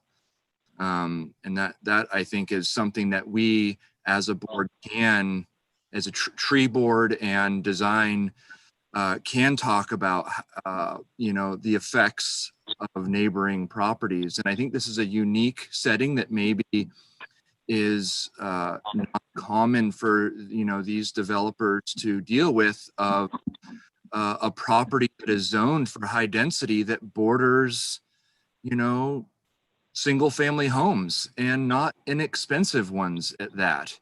And so I think that there, and I think to Carrie's point earlier is, the fact that this is zoned the way it is kind of frustrating for us, because it kind of feels like it gives the applicants, on paper, in some ways, it looks like this project should fit here. But in reality, actually walking the site and being there and seeing what's in the neighboring properties and what's been there for a long time, the zoning and what's on paper is really conflicting. I mean, really it's conflicting, I should say. And I just don't, it's really hard to wrap my head around it. It just doesn't feel right. And I know we're not, it's not our purview to weigh in the motivations of the project, but the explanation of why this site is picked actually makes me understand why they're proposing what they are, and kind of justifies my feeling of why this project doesn't feel right there. When I walk onto a job site or a lot, or that I'm interested in myself or for a client, I think, what does this property say to me? What is the experience you want to have? How does it impact neighbors, environment, all these different things? And the design and layout of this project feels like something that I would have done in college as a experiment of just looking at a border outline of a lot and what would you try to fit there, and having no human factor and no reality kind of tied to it. Stop my rant now. Thanks. Boris, do you have a rant? I'm always good for a rant. But I don't think I can keep up with the rest of you. I think just Carrie's point about the zoning, or Gregory spoke about it maybe. I think Kyle, who spoke for the public, actually said it pretty well, which was the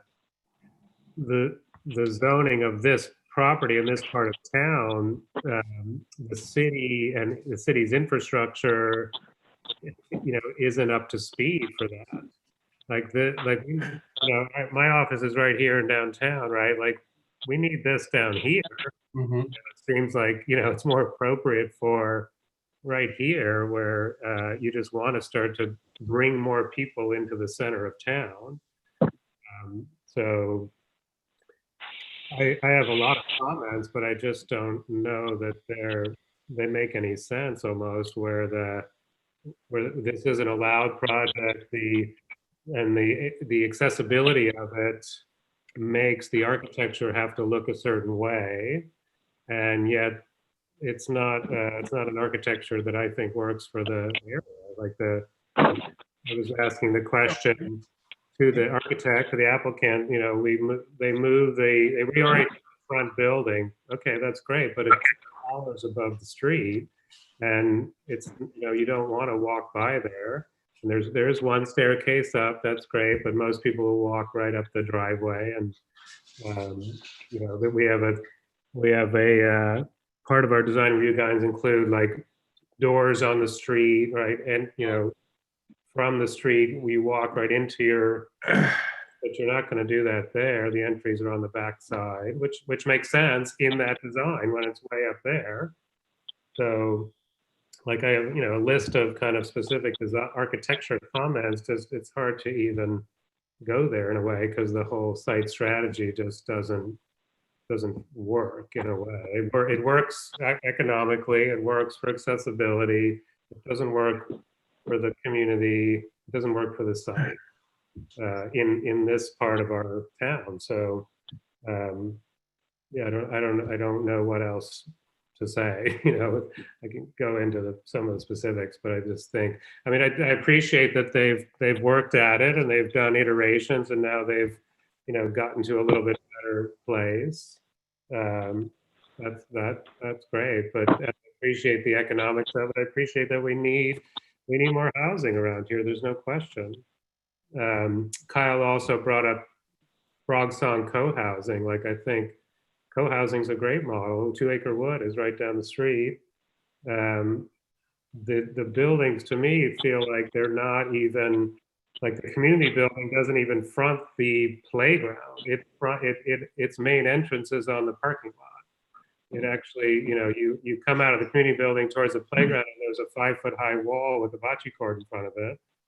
So it doesn't even feel like, there's an opportunity to create a community on site that it's not really taking advantage of. So those are a few comments, but I don't know if we're going to get more information and we're going to continue, then it's not is it our time to make recommendations about about the project, or are we pushing that off? Yeah, I think I think we're probably pushing that off. In my mind is that we sort of made some preliminary comments, and if we are going to get a little more information out on site and reconvene, then that would be the time to kind of summarize comments. And Ted, I did just check with the arborist, and he has been watching this on live stream so that he can get up to speed on this. And he said that he would prefer if we were able to do perhaps a special meeting on November 11th is what I would suggest. That gives him a little bit more time. Of course, it's a complex project, and he wants to make sure he's prepared to answer the board's questions. Yeah. November 11th works for me. So that is, so our normal next meeting is November 4th, which I believe we have facade improvement program applications to review. And so this would be the following Wednesday. It would be a special meeting, but proposing it at the same time or starting an hour earlier. It's up to the chair and the board. Yeah.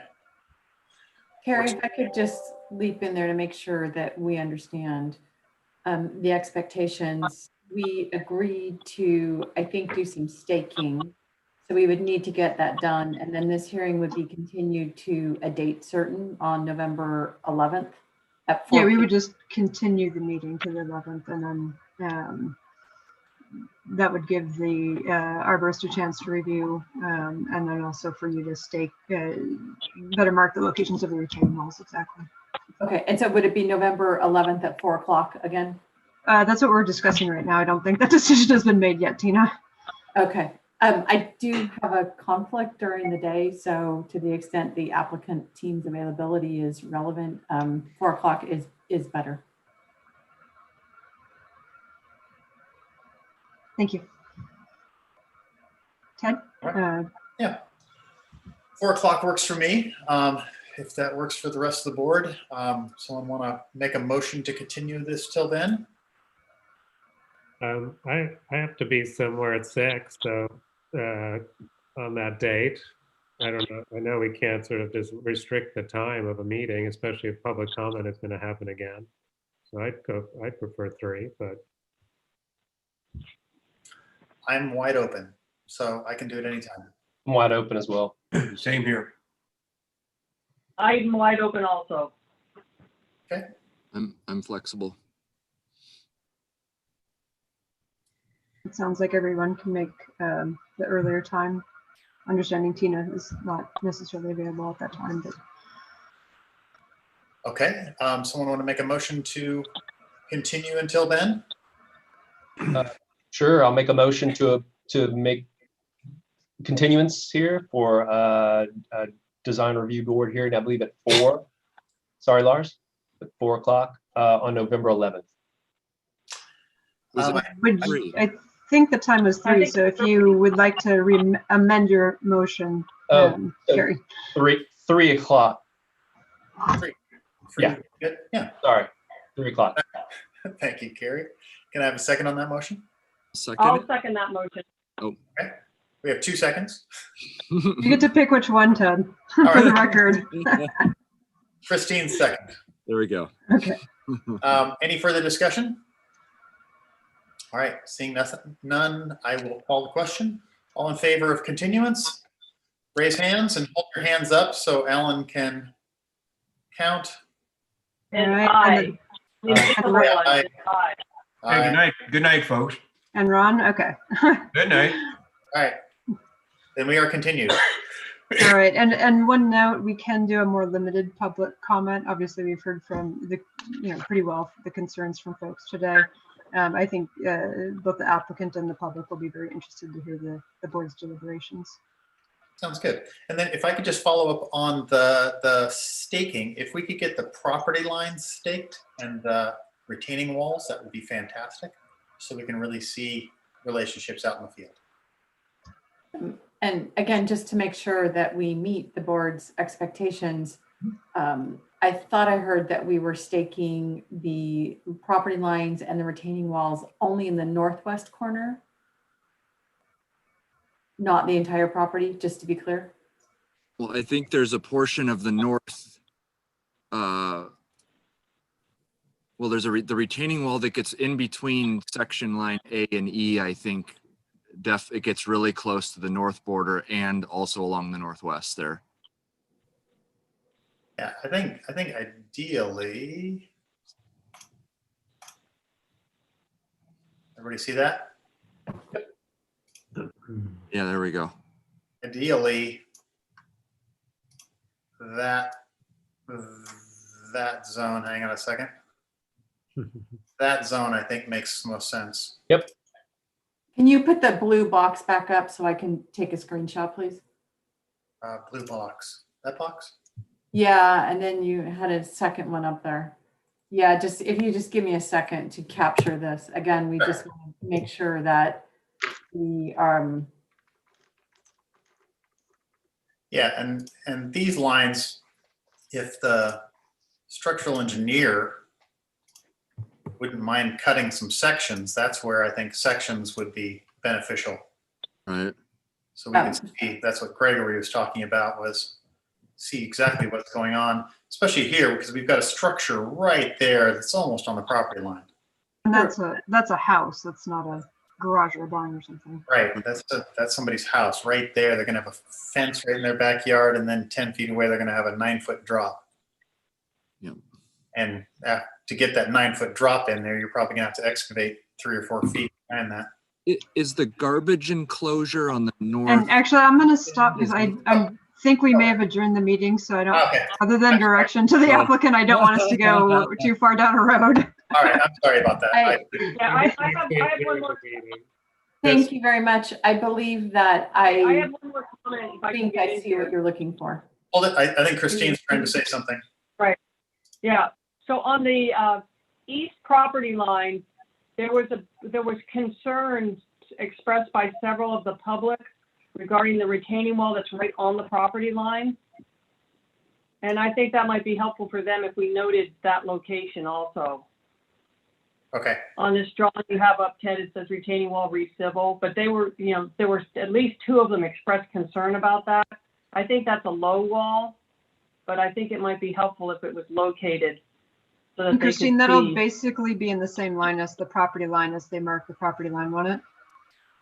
Right, but is that located? Does anybody know? where That is was one of the requests. She was expressing that it was one of the applicant or public was expressing that it was right up against her building, and that's just not the case. So it just might be helpful, I thought, if that location, if it's not obvious, if it was shown. It might be obvious, I don't recall. Yeah, I think the request was to have the property lines marked. So given the fact that it coincides with it, then if that's, I just wanted to bring Tina, if that you can up make sure it's because clear along that side where that Right, but property she line seemed is. to think that wall was going to affect her building foundation, and I don't think it's really even close to it. So anyway, I just thought that would be helpful. Sounds good. All right. Now we're back to the adjourned meeting. Right, yeah, I can't remember. I don't know if there was a second, so I don't know if we were officially adjourned, but I didn't want anyone to get confused. All right. Then without further ado, I think our meeting is now officially adjourned. Thanks, Ted. All right, thank you, Paul. Thank you. Good night, everybody. Good night. Good night. Bye.